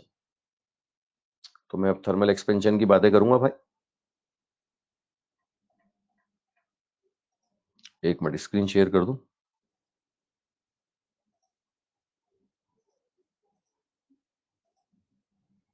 आओ साहब, बताओ, थर्मल एक्सपेंशन दिखने लगा? थर्मल एक्सपेंशन दिखने लगा भाई? अरे स्क्रीन शेयर किया, दिख रहा है आपको? चलो आ जाओ, आगे बात आगे बढ़ाएं। ठीक है, अब थर्मल एक्सपेंशन क्या होता है? टेम्परेचर की प्रॉपर्टी बता रहा हूं मैं नेक्स्ट। मैं टेम्परेचर की ही नेक्स्ट प्रॉपर्टी बता रहा हूं। क्या होता है, मटेरियल को अगर हम हीट करते हैं, टेम्परेचर मतलब उसको गर्म करते हैं, तो वो फैलता है। अगर कोई मेटल है तो वो फैलेगा। प्लास्टिक प्लास्टिक है तो वो सिकुड़ेगा। मतलब उसका नेचर, जैसा उसका नेचर, जैसा उसका नेचर। मतलब ये एफिल टावर जो दिख रहा है, ये वास्तव वाला एफिल टावर है। ये कोटा के 7 वंडर वाला नहीं है। समझ रहे हो ना? ये कोटा के 7 वंडर वाला नहीं, ये वास्तव वाला है। ये जो लिखा हुआ है ना स्टेटमेंट कि भैया हर साल गर्मियों में 17 सेंटीमीटर बढ़ जाता है, ये एक्चुअल वाला बोल रहे हैं, एक्चुअल वाला। ठीक है, कारण क्या है साहब? कारण है कि साहब थर्मल एक्सपेंशन। कारण है थर्मल एक्सपेंशन। चलो, होता क्या है? क्या होता है, किसी मटेरियल को गर्म करते हैं, ठीक है, हीट देते हैं, तो इंटरमोलिकुलर डिस्टेंस पे इफेक्ट पड़ता है। और वो जो इंटरमोलिकुलर डिस्टेंस पे इफेक्ट पड़ता है ना, ठीक है, तो उसकी वजह से जो एक्सपेंशन आता है उसको बोलते हैं थर्मल एक्सपेंशन। और ये जो एक्सपेंशन है ना, ये यूनिफॉर्म एक्सपेंशन होता है साहब। ये यूनिफॉर्म एक्सपेंशन होता है। ये जस्ट लाइक फोटोग्राफिक इनलार्जमेंट की तरह होता है। ठीक है, जैसे होता है ना पासपोर्ट साइज फोटो होता है, उस पासपोर्ट साइज फोटो को अपन बड़ा करवाते हैं। पासपोर्ट साइज फोटो को हम बड़ा करवाते हैं, तो वो क्या होता है, यूनिफॉर्म एक्सपेंड होता है। मतलब तुम्हारा एक पासपोर्ट साइज छोटा फोटो है, अगर मैं इसको बड़ा फोटोग्राफ बनवाता हूं, तो होगा क्या, जिस डायमेंशन में प्रोपोर्शनेट, जिस प्रोपोर्शनेट में डायमेंशन तुम्हारे छोटे फोटो में थी ना, उसी प्रोपोर्शनेट में बड़े फोटो में आएगी। मतलब ऐसा नहीं कि मैंने बड़ा किया तो तुम्हारी नाक, छोटे फोटो में नाक छोटी थी, अब बड़े फोटो में मुंह तो छोटा रह गया और नाक बड़ी हो गई, है ना? बड़े फोटो में साहब मुंह तो छोटा रह गया, कान बड़े हो गए, है ना? बोले बड़े फोटोग्राफ में क्या है साहब, मुंह तो छोटा रह गया, बाल बड़े हो गए, ऐसा नहीं। यूनिफॉर्म एक्सपेंशन होगा, यूनिफॉर्म एक्सपेंशन। ठीक है, सेम डायमेंशन में, सेम प्रोपोर्शनेट में एक्सपेंशन होता है, सब तरफ से बराबर एक्सपेंशन होता है। इसलिए इसको बोलते हैं फोटोग्राफिक एक्सपेंशन या फोटोग्राफिक इनलार्जमेंट। ठीक है, कैसे? मैं एग्जांपल देके बताता हूँ साहब, एग्जांपल देता हूँ। ये मान लिया एक मेटल की शीट है तुम्हारे सामने, दिख रहा ना, ये छोटी शीट है, छोटी शीट। ये छोटी शीट को मैंने गर्म किया, देखो गर्म किया। अब मैं गर्म कर रहा हूं ना, तो सब तरफ से बराबर बराबर एक्सपेंशन होगा, है ना? Uniform expansion. लेंथ भी उसी प्रोपोर्शनल में बढ़ेगी, विड्थ भी सेम प्रोपोर्शनल में बढ़ेगी। इवन आपने जो होल कर रखा है, जो कैविटी बना रखी है ना, कैविटी, इस कैविटी का साइज भी क्या होगा, इस कैविटी का साइज भी बढ़ेगा ना, तो सेम प्रोपोर्शनल में बढ़ेगा। ये कैविटी का साइज भी सेम प्रोपोर्शनल में बढ़ेगा। मेरी भावनाएं समझ में आ रही है ना सब? ठीक है, मतलब ऐसा नहीं कि कैविटी छोटी होगी। भाई तुम मेटल को गर्म कर रहे हो, गर्म करने पर ये फैल रहा है। ये ऐसा नहीं कि पिघला दिया तुमने, पिघलने के बाद जहां जगह मिली वहां घुस गया, ऐसा नहीं। बच्चे बोलते हैं सर कैविटी तो छोटी होनी चाहिए, कैविटी का साइज तो घटना चाहिए। नहीं, कैविटी का साइज भी बढ़ेगा। ये कैविटी का साइज जो तुम्हारे सामने है ना, ये यहाँ पर कैविटी का साइज भी इंक्रीज होगा। कारण क्या है, सब तरफ से uniform expansion, just like photographic enlargement. ठीक है, अगर छोटे फोटो में एक बिंदी थी ना, तो उसी वो बिंदी क्या होगी, बड़े फोटो में बिंदी भी बड़ी होगी। मतलब समझ रहे हो, किसी महिला ने फोटो खिंचाया, अपने सिर पे एक बिंदी लगा रखी है, उसके फोटो पासपोर्ट साइज फोटो को मैंने बड़ा किया, इनलार्ज किया, तो भैया जिस प्रोपोर्शनेट में बाकी बाकी चेहरा बढ़ेगा ना, उसी प्रोपोर्शनेट में बिंदी का साइज भी बढ़ेगा, है ना? वैसे ही ये क्या है, ये होल जो कैविटी है ये भी बढ़ेगी। ऐसे नहीं कैविटी छोटी हो जाएगी, कैविटी भी बढ़ेगी। ठीक है, चलो इसी को क्वेश्चन बना के पूछते हैं साहब, इसी को क्वेश्चन बना के पूछते हैं। ठीक है, आओ साहब, ये तुम्हारे पास है, ये तुम्हारे सामने है। ये मैंने एक प्लेट दिया, डायमेंशन दे रहा है, ये लेंथ दे रहा है ए, विड्थ दे रहा है बी, है ना? इसकी कैविटी का डायमीटर दे रहा है सी, और साथ में यहां से डिस्टेंस दे रहा है डी, यहां से डिस्टेंस दे रहा है डी। अब इसको गर्म करूंगा ना, तो भैया बी भी बढ़ेगा। इसको गर्म करूंगा तो ए भी बढ़ेगा। इसको गर्म करूंगा ना, तो कैविटी का साइज ही बढ़ेगा। इवन यहां से डिस्टेंस जो डी है, ये भी क्या होगी, बढ़ेगी, सब बढ़ेगा। सब इनलार्जमेंट, फोटोग्राफिक इनलार्जमेंट, वो बी भी बढ़ रहा है, ए भी बढ़ रहा है, वो कैविटी का साइज भी बढ़ रहा है, इवन वो डिस्टेंस भी बढ़ रही है। मतलब आंसर कौन सा होगा? आंसर होगा 4। ठीक है, ए बी सी डी सब बढ़ेंगे सर, सब इंक्रीज होंगे। ये बोला ना कौन सा डायमेंशन इंक्रीज होगा, सब इंक्रीज होगा। ठीक है, अच्छा कितने होंगे? वो अपन अभी मैथमेटिकली कैलकुलेट करके बताएंगे कि भैया लेंथ ज्यादा बढ़ती है कि एरिया ज्यादा बढ़ता है या वॉल्यूम ज्यादा बढ़ता है, ये निकालेंगे अपन। ठीक है। अच्छा, ये जो एक्सपेंशन है ना, सॉलिड और लिक्विड की बात करें, सॉलिड जनरली मैक्सिमम सॉलिड और लिक्विड की बात करें ना, तो टेम्परेचर इंक्रीज करने पर क्या होता है, जनरली इनका एक्सपेंशन होता है, जनरली वॉल्यूम क्या होता है, बढ़ता है। गैसेस की बात करें ना, तो गैसेस के साथ कुछ भी हो सकता है, ये डिपेंड करता है थर्मोडायनेमिक प्रोसेस पर। भाई गैसेस को आप गर्म कर रहे हो तो कौन से प्रोसेस से गर्म कर रहे हो, गैसेस को आइसोबैरिक प्रोसेस से गर्म कर रहे हो, आइसोमेट्रिक में कर रहे हो, एडियाबेटिक प्रोसेस में कर रहे हो, या किसी पॉलीट्रोपिक प्रोसेस में कर रहे हो। मतलब गैसेस के लिए क्या होता है, प्रोसेस के अकॉर्डिंग आंसर आते हैं। लेकिन अगर मैं सॉलिड और लिक्विड बोलूं ना, तो इनका वॉल्यूम ऑलमोस्ट सेम रहता है ना। गर्म करोगे ना तो वॉल्यूम बढ़ेगा ही बढ़ेगा, भाई चेंज होगा लेकिन ना के बराबर चेंज होगा। ठीक है, तो यहाँ पर क्या है, सॉलिड और लिक्विड में गारंटी से बोलते हैं कि साहब वॉल्यूम बढ़ रहा है। गैसेस में कुछ नहीं, गैसेस में प्रोसेस पर डिपेंड करेगा साहब। ठीक है, अब सॉलिड में तीन तरह के एक्सपेंशन बोलते हैं। अगर कोई लीनियर ऑब्जेक्ट है, जैसे बोलूं कि पतला सा तार है, रॉड है, अगर पतला सा तार या रॉड है, तो ऐसे केस में होता है लीनियर एक्सपेंशन। अगर मैं एक प्लेट दे दूं आपको, एक प्लेट दे दूं, है ना, टू डायमेंशन ऑब्जेक्ट दे दूं, एक प्लेट, एक disc, rectangular plate, square plate, एक डिस्क, ये 2D ऑब्जेक्ट, तो ऐसे केस में एक्सपेंशन जो होगा ना, वो होगा 2D एक्सपेंशन, या इसको बोलते हैं सुपरफिशियल एक्सपेंशन। अच्छा, कोई गोला दे दूं मैं आपको, बेलन दे दूं, गोला दे दूं, है ना, आपको क्यूब दे दूं, क्यूबॉइड दे दूं, 3 डायमेंशन ऑब्जेक्ट, तो वहां जो एक्सपेंशन होगा ना, वो 3D एक्सपेंशन होगा। इसको बोलते हैं वॉल्यूम एक्सपेंशन। मतलब लीनियर ऑब्जेक्ट में लीनियर, कोई एक 1D ऑब्जेक्ट, तार, रॉड, लीनियर ऑब्जेक्ट, इसको बोलते हैं linear expansion. 2D object superficial expansion, और 3D ऑब्जेक्ट तो क्या बोलेंगे साहब, वॉल्यूम एक्सपेंशन। ये सॉलिड में तीन तरह का एक्सपेंशन देखने को मिलेगा। अच्छा, लिक्विड और गैस में क्या होगा फिर, मैं आपको बता दूं, लिक्विड और गैस में होगा ही वॉल्यूम में चेंज। लिक्विड और गैस में अगर आप गर्म करोगे ना, तो वहां पर सिर्फ और सिर्फ एक्सपेंशन मिलेगा 3D, है ना, वो सिर्फ वॉल्यूम एक्सपेंशन मिलेगा। वहां लीनियर का चक्कर ही नहीं, वहां 2D का चक्कर ही नहीं। एक सॉलिड पर, एक लिक्विड पर उंगली भी लगाते हो ना, तो चेंज होता है वॉल्यूम में। ये बात अपन यंग्स मॉडुलस के समय भी बताई थी मैंने आपको, कि भैया मैं ऐसा नहीं कर सकता कि लिक्विड को पकड़ के लटक गया मैं, लिक्विड की लंबाई बढ़ा दी, है ना। लिक्विड पर और गैस पर आप कोई भी डिफॉर्मिंग फोर्स लगाओगे, कोई भी चेंज करोगे, चाहे वो डिफॉर्मेशन आप थर्मल स्ट्रेन डेवलप करके क्यों ना दे, टेम्परेचर से क्यों ना दे, है ना, चेंज होएगा वॉल्यूम। लिक्विड और गैस में हमेशा कौन सा एक्सपेंशन, वॉल्यूम एक्सपेंशन। सॉलिड में कौन सा एक्सपेंशन, सॉलिड सॉलिड में सब, सॉलिड में लीनियर भी होगा, सुपरफिशियल भी होगा, वॉल्यूम भी होगा। ठीक है। अच्छा, अब इसमें देखो, लिक्विड और गैसेस में ओनली वॉल्यूम एक्सपेंशन। एक एक करके तीनों एक्सपेंशन की बात करते हैं। पहले मैं ले रहा हूं लीनियर एक्सपेंशन। सबसे पहला एक्सपेंशन देखो, लीनियर। लीनियर एक्सपेंशन में क्या होगा कि भैया, ये पहले लेंथ थी L0, अब मैंने टेम्परेचर बढ़ाया, गर्म किया, गर्म किया तो फैल करके लेंथ हो गई है, बढ़ गई साहब, लेंथ बढ़ गई।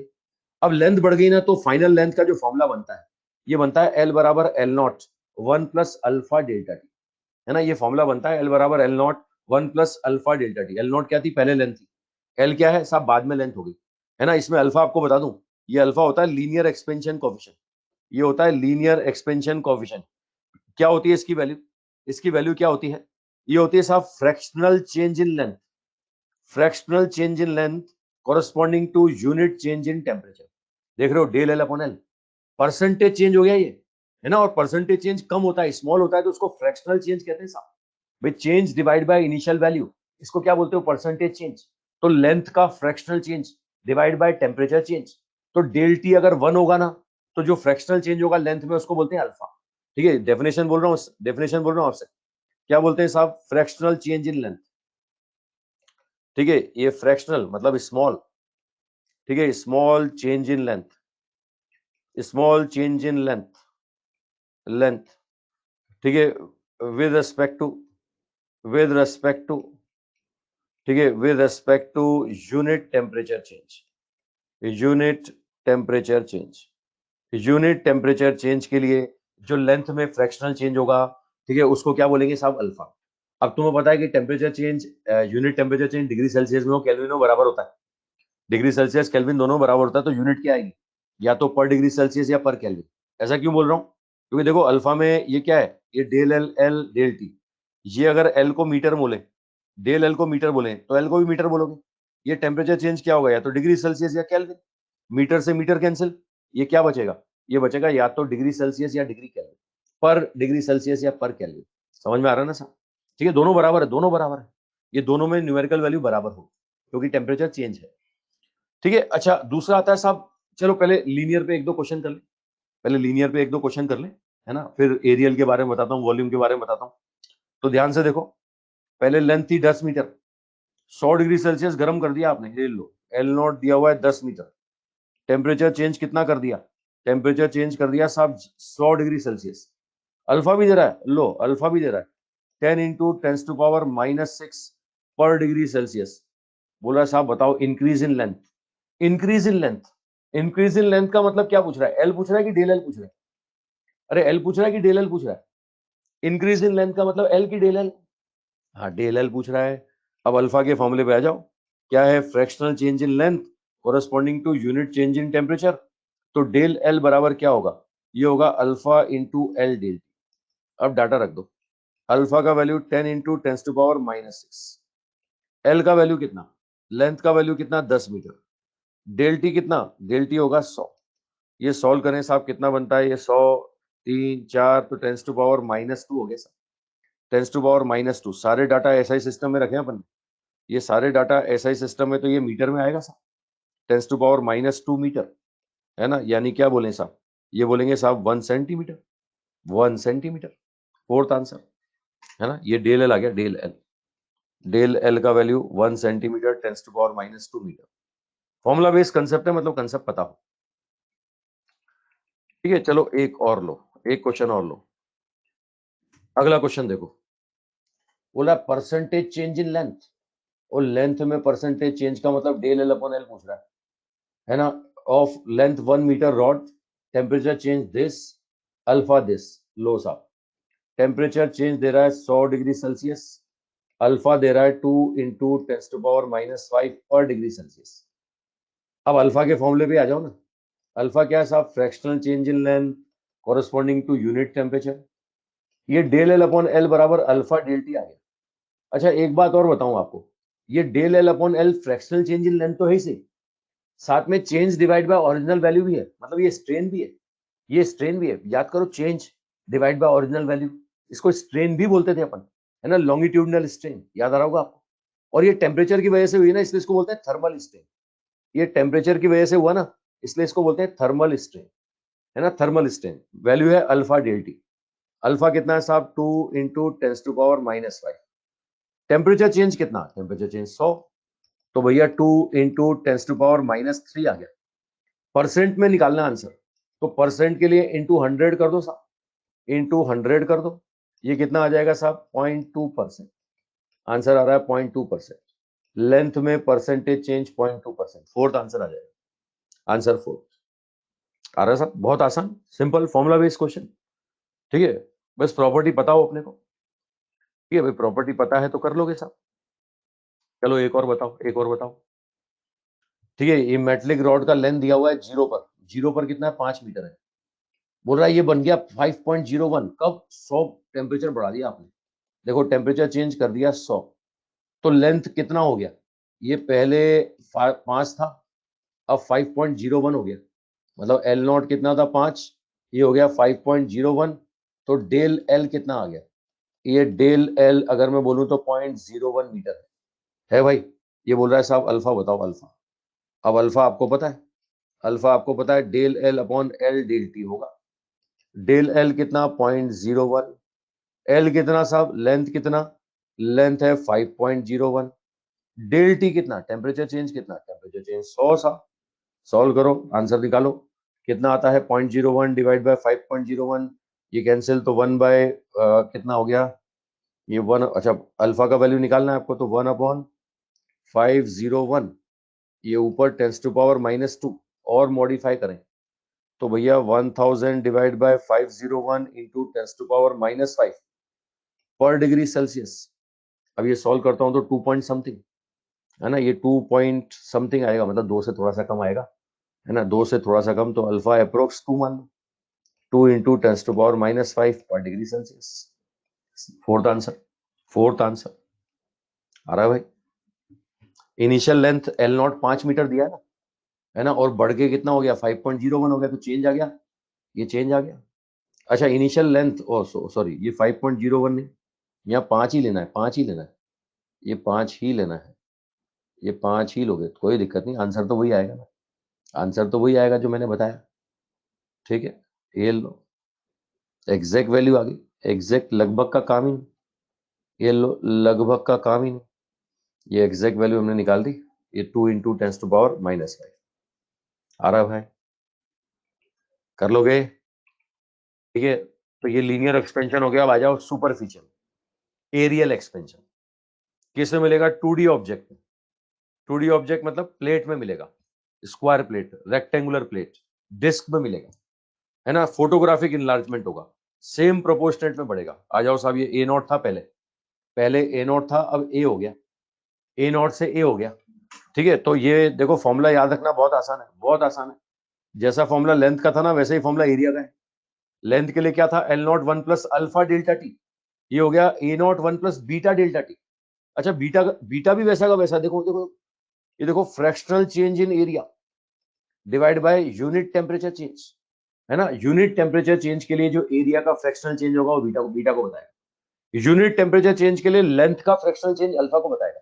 अब एक आगे आएगा गामा, वॉल्यूम एक्सपेंशन में आएगा गामा, वो बोलेगा यूनिट टेम्परेचर चेंज के लिए वॉल्यूम का फ्रैक्शनल चेंज, है ना। यूनिट टेम्परेचर चेंज में लेंथ का फ्रैक्शनल चेंज अल्फा, एरिया का फ्रैक्शनल चेंज बीटा, और वॉल्यूम का फ्रैक्शनल चेंज क्या होगा? गामा।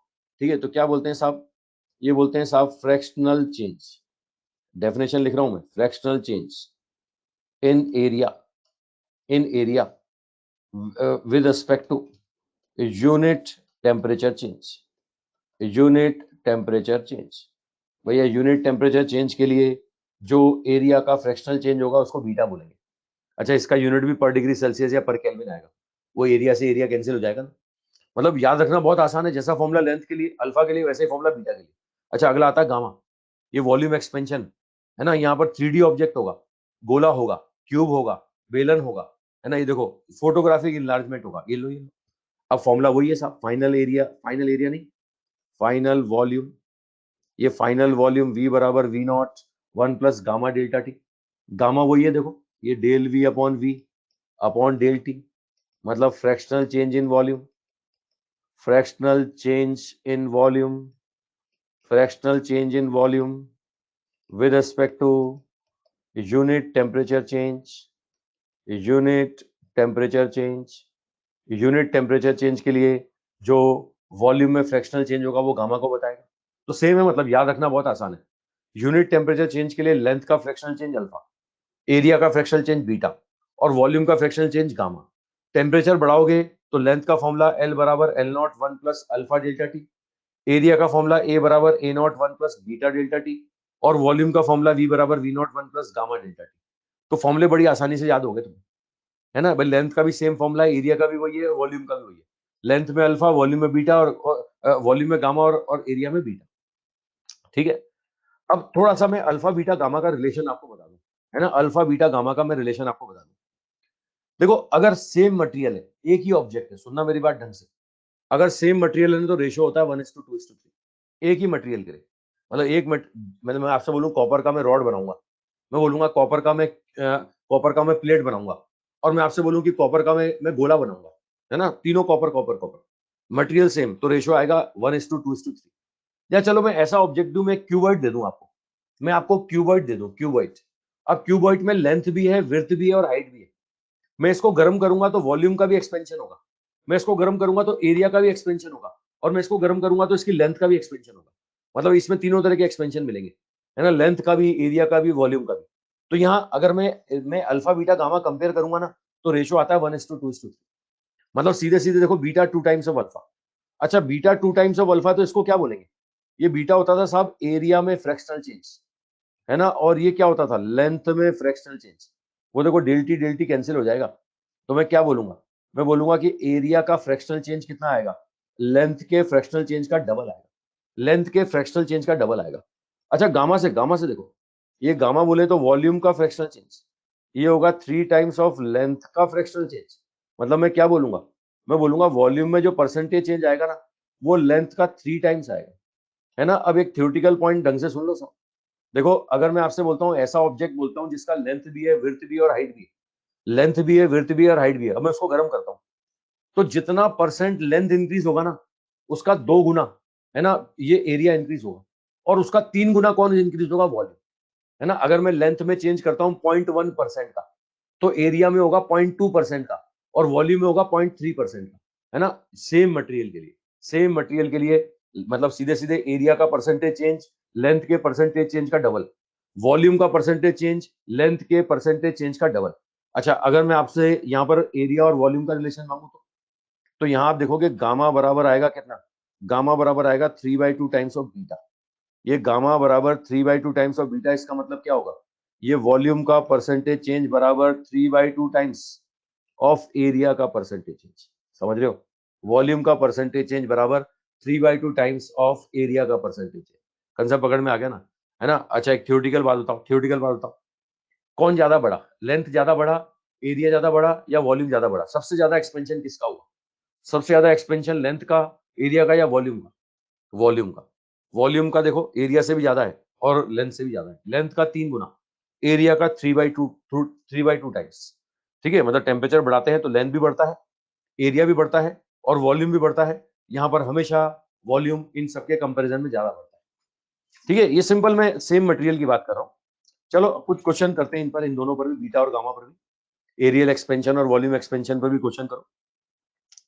ये बोल रहा है volume of solid decreases by this, percent में दिया हुआ है, परसेंट मतलब डेल वी अपॉन वी दे दिया, डेल वी अपॉन वी 0.6%, मतलब मैं सॉल्व करूं तो कितना, 6 इंटू 10⁻³ हो गया। अब बोल रहा है व्हेन इट कूल्ड, लो टेम्परेचर कम कर रहा है भाई, ये लो टेम्परेचर कम कर रहा है 50 डिग्री सेल्सियस। बोल रहा है साहब, ये बोल रहा है कि coefficient of linear expansion, alpha पूछ रहा है, अल्फा, है ना। देखो डाटा दे रहा है गामा का और पूछ रहा है अल्फा, डाटा दे रहा है गामा और पूछ रहा है अल्फा, तो गामा निकाल लो ना। गामा क्या होता है साहब, गामा होता है साहब वॉल्यूम में percentage change divide by unit temperature change. ये कितना है साहब, del V upon V 6 into 10⁻³ ये टेम्परेचर चेंज कितना, 50, है ना। अब ये गामा अगर सॉल्व करें तो कितना, ये होगा 6/5 इंटू 10⁻⁻⁴। ठीक है, और मैं इसको और मॉडिफाई करूं तो मैं क्या बोलूंगा, ये बोलूंगा साहब 12 इंटू 10⁻⁻5। ये गामा आया, गामा पर डिग्री सेल्सियस या पर केल्विन।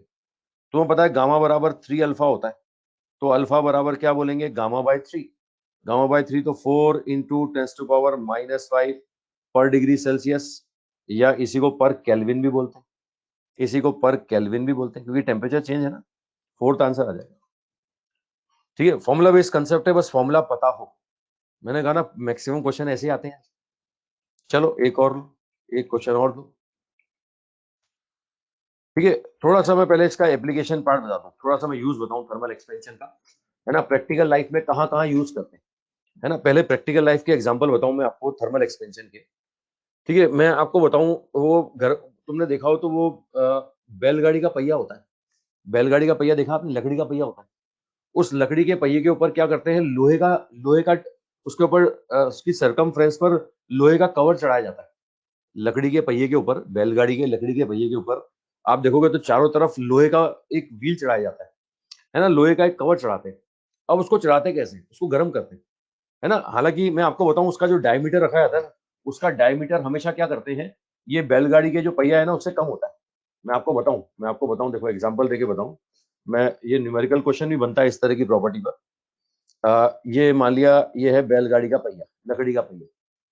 अब इसके ऊपर जो व्हील चढ़ाओगे ना उसका डायमीटर इससे कम रखोगे, इसके ऊपर जो व्हील चढ़ाऊंगा ना मैं उसका डायमीटर में इससे इसके पहिए के डायमीटर से कम रखूंगा। अब मैं इसको गर्म करूंगा, ये टेम्परेचर से एक्सपेंड होगा और बढ़ करके इससे भी ज्यादा हो जाएगा, ये फैल करके इससे भी ज्यादा हो जाएगा। अब इसके ऊपर चढ़ा देंगे, अब जब इससे ज्यादा हो जाएगा इसके ऊपर चढ़ जाएगा ना, ठीक है, फिर ठंडा होगा। जब जब गर्म करने से थर्मल एक्सपेंशन होता है तो ठंडा होने से कॉन्ट्रैक्शन भी तो होगा ना, और ठंडा होने से क्या करेगा, सिकुड़ेगा, ठंडा होने से सिकुड़ेगा तो इसके ऊपर टाइटली क्लैंप हो जाएगा। ठीक है, ये मैं प्रैक्टिकल एग्जांपल बता रहा हूँ। चलो और छोड़ो, मैं और एग्जांपल बताऊं। घर में कई बार दो बर्तन फंस जाते हैं, है ना, कटोरी के अंदर कटोरी फंस जाती है या ग्लास में कटोरी फंस जाती है, तो निकालने के लिए थर्मल एक्सपेंशन की प्रॉपर्टी काम आती है। ये निकालने के लिए घर में अगर काम किया हो तुमने, है ना, घर में रहे हो या बड़े बड़ों को काम करते हुए देखा हो, तो घर में ही यूज होता है थर्मल एक्सपेंशन का, है ना। धूप में ले आके रख देते हैं सब, है ना, कई बार धूप में ले आके रख देते हैं, कई बार फ्रिज में रख देते हैं। मैं आपको रीजन बताऊं कैसे। मान लिया ये दो बर्तन फंस गए एक के अंदर एक, अब एक के अंदर एक, अंदर वाले का एक्सपेंशन कोफिशिएंट गामा 1, बाहर वाले का एक्सपेंशन कोफिशिएंट गामा 2। अगर मैं बोलता हूं कि गामा 1 मोर देन गामा 2 है, तो ऐसे केस में क्या होगा, ये गामा 1 मोर देन गामा 2 होगा ना, तो इसको गर्म करोगे ना तो अंदर वाला ज्यादा फैलेगा, बाहर वाला कम फैलेगा, ये तो और फंस जाएगा, ये तो तुम और फंसा दोगे इसको, है ना। तो ऐसे इसको अलग नहीं कर सकते, इसको फ्रिज में रखना पड़ेगा, ऐसे मटेरियल को फ्रिज में रखना पड़ेगा। फ्रिज में रखेंगे ना तो अंदर वाला भी कॉन्ट्रैक्ट होगा और बाहर वाला भी कॉन्ट्रैक्ट होगा, लेकिन अंदर वाले का गामा ज्यादा है तो अंदर वाला क्या होगा, ज्यादा कॉन्ट्रैक्ट होगा, बाहर वाला कम कॉन्ट्रैक्ट होगा। तो ऐसे क्या होगा, ये अलग हो जाएगा, है ना। ये थर्मल एक्सपेंशन की प्रॉपर्टी का यूज करके हमने इसको अलग कर लिया, मतलब मुझे अलग करना है ना, इस केस में टेम्परेचर को कम करो। लेकिन मैं बोलता हूँ कि साहब अंदर वाले का गामा कम है और बाहर वाले का गामा ज्यादा है, अंदर वाले का गामा कम है और बाहर वाले का गामा ज्यादा है। अब अंदर वाले का गामा कम है और बाहर वाले का गामा ज्यादा है, तो ऐसे केस में क्या होगा, गर्म करो, बाहर वाला ज्यादा फैलेगा, अंदर वाला कम फैलेगा, अलग हो जाएगा, ये अलग हो जाएगा। टेम्परेचर गर्म अलग करने के लिए आप टेम्परेचर बढ़ाना चाहिए, ठीक है। अच्छा, अब बच्चे बोल रहे हैं सर हमें कैसे पता गामा क्या है किसका, तो ये दोनों काम करके देखो, गर्म करके देखो, ठंडा करके देखो, किसी ना किसी एक काम से अलग हो जाएगा, है ना। और बोले सेम हो तो, गामा 1 बराबर गामा 2 हो तो फिर तुम्हारी मसल पावर दिखाओ, ताकत दिखाओ, फिर तुम ठोक पीट के अलग करो, फिर तो उनको क्या ठोकते हैं पीटते हैं, है ना। दो गिलास फंस रहे होते हैं ना, ये जमीन पे पीटते हैं ठोकते हैं तब जाके अलग होते हैं। वे जरूरी थोड़ी गर्म करके अलग होंगे या ठंडे करके अलग होंगे, ठोक पीट के भी तो अलग कर सकते हो, समझ रहे हो ना, है ना। मैं और एग्जांपल बताऊं, ये कई बार प्लास्टिक वो कलर वाली बाल्टी आती है ना, प्लास्टिक की बाल्टियां फंस जाती है अंदर, सरफेस टेंशन की वजह से, होता है ना कि प्लास्टिक की बाल्टियां हैं, पानी की लेयर बनी, एक बाल्टी के अंदर दूसरी बाल्टी रख दिया, वो चिपक के निकल ही नहीं रही, है ना, दो लोग पकड़ के खींच रहे हैं फिर भी नहीं निकल रही, समझ रहे हो। वो मालूम पड़ा उसका उसका वो आगे को वो उसका जो उठाने का हैंडल होता है वही टूट जाता है कई बार, खींचने के चक्कर में सरफेस टेंशन की वजह से फंस गई हो। तो ऐसे केस में भी गर्म करते हैं उसको, ताकि अंदर का पानी बॉईल हो जाए, वेपर बन जाए, अलग हो जाए, ठीक है। तो ये थर्मल एक्सपेंशन की प्रॉपर्टी बता रहा हूं मैं, कहाँ कहाँ प्रैक्टिकल लाइफ में यूज होती है। और एग्जाम्पल बताऊं, प्रैक्टिकल लाइफ का मैं और एग्जाम्पल बताऊं, तुमने वो रेल की पटरियां देखी हो, रेल की पटरियां लोहे की बनी होती है, रेल की पटरियां लोहे की बनी होती हैं। अब वहां वहां पे क्या होता है, गर्मी में 50 डिग्री सेल्सियस पहुंचता है अपने राजस्थान में टेम्परेचर, है ना। तो क्या होगा, थर्मल एक्सपेंशन होगा, जबरदस्त फैलेंगी, लेंथ बढ़ेगी। तो पहले जब उनको जब वेल्ड करते हैं ना, उनको ज्वाइंट करते हैं, तो ज्वाइंट में एकदम टच करके ज्वाइंट नहीं करते, बीच में गैप रखते हैं, उनको क्लैम करते हैं ना जहां पर, तो बीच में गैप रखा जाता है। कारण क्या है कि गर्मी के दिनों में क्या होगा, ये फैलेगा, और फैल गया, तुमने इनको उनको एकदम टच करके रखा है तो भैया बैंड हो जाएगा, वो तो बैंड हो जाएगा, टकरा करके बैंड हो जाएगा, और बैंड हो गया तो दिक्कत हो जाएगी यार, है ना। ये मैं एग्जांपल बता रहा हूँ, प्रैक्टिकल लाइफ के एग्जांपल। तुमने वो हाई टेंशन वायर देखे हो, हाई टेंशन वायर, वो हाईवे वगैरह पे जाते हैं तो बड़े बड़े मोटे मोटे लोहे के हाई टेंशन वायर होते हैं बिजली के, उनको भी एकदम टाइट क्लैम्प नहीं करते, उन एकदम से खंभों के बीच में टाइट नहीं बांधते, उनको थोड़ा लूज छोड़ते हैं, उनको लूज छोड़ते हैं, है ना, उनको स्लैग करके छोड़ते हैं, क्योंकि सर्दी के दिनों में क्या होगा, वो सिकुड़ेगा, और गर्मी के दिनों में वो क्या करेगा, फैलेगा। सर्दी के दिनों में सिकुड़ेगा, अगर तुमने पहले ही टाइट कर रखा है तो भैया तो टूट जाएगा, और गर्मी के दिनों में, है ना, वो और फैलेगा तो और लटक जाएगा, ठीक है। तो ना ज्यादा लटकाया जाता है, ना ज्यादा टाइट किया जाता है, मतलब ये प्रैक्टिकल लाइफ के एग्जांपल बता रहा हूँ मैं थर्मल एक्सपेंशन के, कहाँ कहाँ प्रैक्टिकल लाइफ में अपन देखते हैं, ठीक है। मैं और बताऊं साहब, ये ऑटोमेटिक स्विच वगैरह, ये एप्लीकेशन ऑफ थर्मल एक्सपेंशन बता रहा हूं मैं। ये बायोमेट्रिक स्ट्रिप, ये बायोमेट्रिक स्ट्रिप कहाँ होती है साहब, मैं बताऊं, जो थर्मोस्टेट्स होते हैं, गीजर होता है ना, जहां प्रेस होती है, जहां ऑटोमेटिक पावर कट ऑफ करनी होती है, क्या करते हैं, ये दो अलग अलग मेटल की स्ट्रिप लेते हैं और वेल्ड कर देते हैं, सुनना समझना आप, है ना, दो अलग अलग मेटल की स्ट्रिप लेते हैं और वेल्ड कर देते हैं, सेम डायमेंशन, लेकिन मटेरियल अलग अलग है, दोनों का मटेरियल अलग अलग है, तो एक्सपेंशन कोफिशिएंट अलग अलग होगा ना। अब मैं इसको गर्म करूंगा तो क्या होगा, दोनों फैलेंगे, कौन ज्यादा फैलेगा, जिसका एक्सपेंशन कोफिशिएंट ज्यादा है वो ज्यादा फैलेगा ना। अब दोनों को वेल्ड कर रखा है ना, तो ये बेंड हो जाएगा, है ना। मैं आपको बता दूं, क्लियर कर दूं, इस वाले का एक्सपेंशन कोफिशिएंट में अल्फा 1 बोलूं, इस वाले का अल्फा 2 बोलूं, तो यहाँ अल्फा 1 मोर देन अल्फा 2 है, देख रहे हो, अल्फा 1 मोर देन अल्फा 2, क्योंकि इसका एक्सपेंशन ज्यादा हुआ, बाहर वाले का एक्सपेंशन ज्यादा हुआ, अंदर वाले का एक्सपेंशन कम हुआ, तो ये बेंड हो गया। अब क्या करते हैं, यहाँ स्विच लगा के रखते हैं, यहाँ पर ऑटोमेटिक क्या करते हैं, स्विच लगा के रखते हैं, है ना, जैसे गीजर है। अब गीजर में तुम्हें पता है कि पानी का एक एक फिक्स टेम्परेचर पहुंचने के बाद ऑटोमेटिक कट ऑफ हो जाता है ना। तो ये ऐसा काम होता है, देखो वहां पर बायोमेट्रिक स्ट्रिप लगी होती है, क्या होगा, एक टेम्परेचर के बाद में वो बेंड हो जाएगी, बेंड हो जाएगी तो स्विच ऑटोमेटिक कट ऑफ हो जाएगा।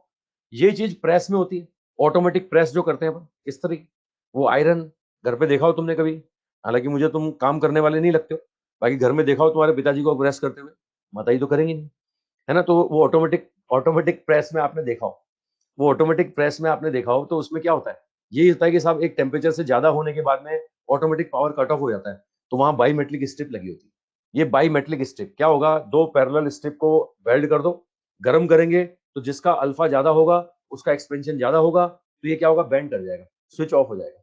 अच्छा थोड़ी देर बाद फिर क्या होगा, फिर टेम्परेचर कम होगा, फिर टेम्परेचर कम होगा तो थर्मल कॉन्ट्रेक्शन होगा, फिर से क्या होगा, ये सीधी हो जाएंगी तो ये क्या होगा, फिर ऑन हो जाएगा, स्विच ऑन हो जाएगा, फिर स्विच ऑन, फिर स्विच ऑफ, फिर स्विच ऑन, फिर स्विच ऑफ, मतलब गर्म करने पे एक लिमिट से ज्यादा गर्म करने पर ऑफ, फिर ठंडा होगा तो फिर ऑन हो जाएगा। ये तुम्हारे सामने साहब ऑटोमेटिक स्विच है ना, ऑटोमेटिक स्विच में बाईमेटलिक स्ट्रिप का यूज किया जाता है, ये बाईमेटलिक स्ट्रिप। अच्छा एक थ्योरेटिकल क्वेश्चन बोलते हैं कि इधर से देख रहे हो तो ये कॉन्वेक्स साइड बन रही है ना, अब ये कॉन्वेक्स साइड है ना, और इधर से देखोगे तो ये कॉनकेव साइड बनेगी, कॉनकेव साइड। तो ये इधर ये ऊपर वाला अल्फा वन, नीचे वाला अल्फा टू, तो alpha one more than alpha two. बताओ कॉन्वेक्स साइड किधर बनती है, हायर अल्फा या लोअर अल्फा? कॉन्वेक्स साइड कहां बनती है, हायर अल्फा या लोअर अल्फा? ठीक है, हायर अल्फा की तरफ। कब, जब टेम्परेचर बढ़ाओगे। रुकना रुकना रुकना, ये रट लेते हैं बच्चे, बिना सोचे समझे रट लेते हैं कि कॉन्वेक्स कहां, हायर अल्फा की तरफ। ये कब, जब टेम्परेचर बढ़ाओगे। अगर मैं टेम्परेचर कम करूंगा ना तो उल्टा हो जाएगा, टेम्परेचर कम करूंगा तो कॉन्ट्रेक्शन होगा, जिसका अल्फा ज्यादा है उसका कॉन्ट्रेक्शन ज्यादा होगा, तो भैया फिर तो क्या होगा, फिर कॉन्वेक्स साइड बनेगी लोअर अल्फा से, है ना। रटो लेकिन ढंग से रटो, समझ के रटो, है ना। फिर कॉन्वेक्स साइड बनेगी लोअर अल्फा से। बात पकड़ में आ गई ना सर, कॉन्सेप्ट पकड़ में आ गया। ये यूज बता रहा हूं मैं आपको, ठीक है, ये यूज बता रहा हूं आपको। अच्छा चलो ये एक यूज और है, ये सिंपल पेंडुलम, है ना। पेंडुलम जानते हो ना साहब, एक धागे से, एक तार से एक मास को लटका देते हैं और ऑसिलेट करवाते हैं वर्टिकल प्लेन में, ऐसे सिस्टम को बोलते हैं सिंपल पेंडुलम। ये सिंपल पेंडुलम में तार यूज कर रहा हूं मैं मेटल का। अब मुझे बताओ इसको गर्म करूंगा तो फैलेगा कि नहीं फैलेगा? मुझे बताओ इस मेटल के तार को गर्म करूंगा तो एक्सपेंशन होगा कि नहीं होगा? एक्सपेंशन होगा ना, लेंथ बढ़ेगी, लेंथ बढ़ेगी तो टाइम पीरियड चेंज होगा। टाइम पीरियड का फॉर्मूला आपको पता है सर, ये टाइम पीरियड का फॉर्मूला 2 पाई रूट L/G, और आप देख रहे हैं T is proportional to L की पावर हाफ। और आपको पता है कोई ऐसे थोड़ी कि मीटर 2 मीटर लेंथ बढ़ती है, फ्रैक्शनल चेंज होता है, परसेंटेज चेंज 5% से कम, और 5% से कम हो तो रिलेशन बनाना तुम जानते हो, ये डेल टी अपॉन टी बराबर क्या होता है, हाफ अल्फा, ये half del L upon L होता है, जानते हो कि नहीं? भाई एल का परसेंटेज चेंज बराबर टी का परसेंटेज चेंज पावर से मल्टीप्लाई। और तुम्हें पता है ये डेल एल अपॉन एल कितना होगा, ये अल्फा का वैल्यू आपने निकाला था, अल्फा कितना था, del L upon L del T. तो देख रहे हो डेल एल अपॉन एल का वैल्यू कितना आया, डेल एल अपॉन एल का वैल्यू अल्फा डेल टी, ये मैंने कई बार बता दिया तुम्हें। तो ये भैया ये टाइम पीरियड के परसेंटेज चेंज का रिलेशन बन गया, ये टाइम पीरियड का परसेंटेज चेंज आ गया कि भैया टेम्परेचर बढ़ाओगे ना तो सिंपल पेंडुलम का टाइम पीरियड इतने परसेंट बदलेगा, है ना। ये fractional change in time period alpha delta T, समझ पा रहे हो ना। अच्छा थ्योरेटिकल बात बताओ, गर्मी और सर्दी, टेम्परेचर बढ़ाऊंगा तो लंबाई बढ़ेगी। अरे गर्मियों में टेम्परेचर बढ़ता है तो लंबाई बढ़ेगी, लंबाई बढ़ेगी तो टाइम पीरियड क्या होगा, टाइम पीरियड बढ़ जाएगा, और टाइम पीरियड बढ़ गया तो फ्रीक्वेंसी कम हो जाएगी, फ्रीक्वेंसी कम हो गई ना तो घड़ी फास्ट नहीं, घड़ी स्लो हो गई, घड़ी स्लो हो गई, सुस्त हो गई भाई, सुस्त। और टेम्परेचर कम करोगे ना चुस्त हो जाएगी, टेम्परेचर कम करोगे तो चुस्त हो जाएगी। ये मतलब जो मैं कंसेप्ट बता रहा हूँ ना, ये वहाँ एसएचएम में भी आता है सिंपल पेंडुलम में। मैं रिपीट कर रहा हूँ, सुन लेना मेरी बात।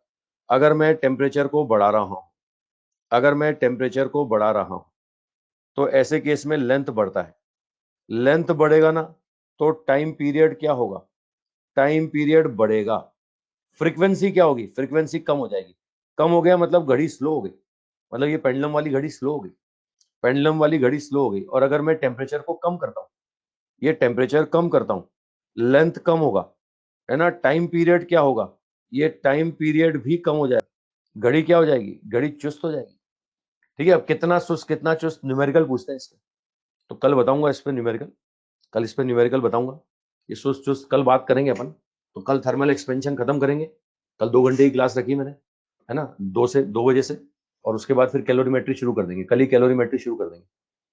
ठीक है, कल ही कैलोरीमेट्री हम शुरू कर देंगे, ठीक है।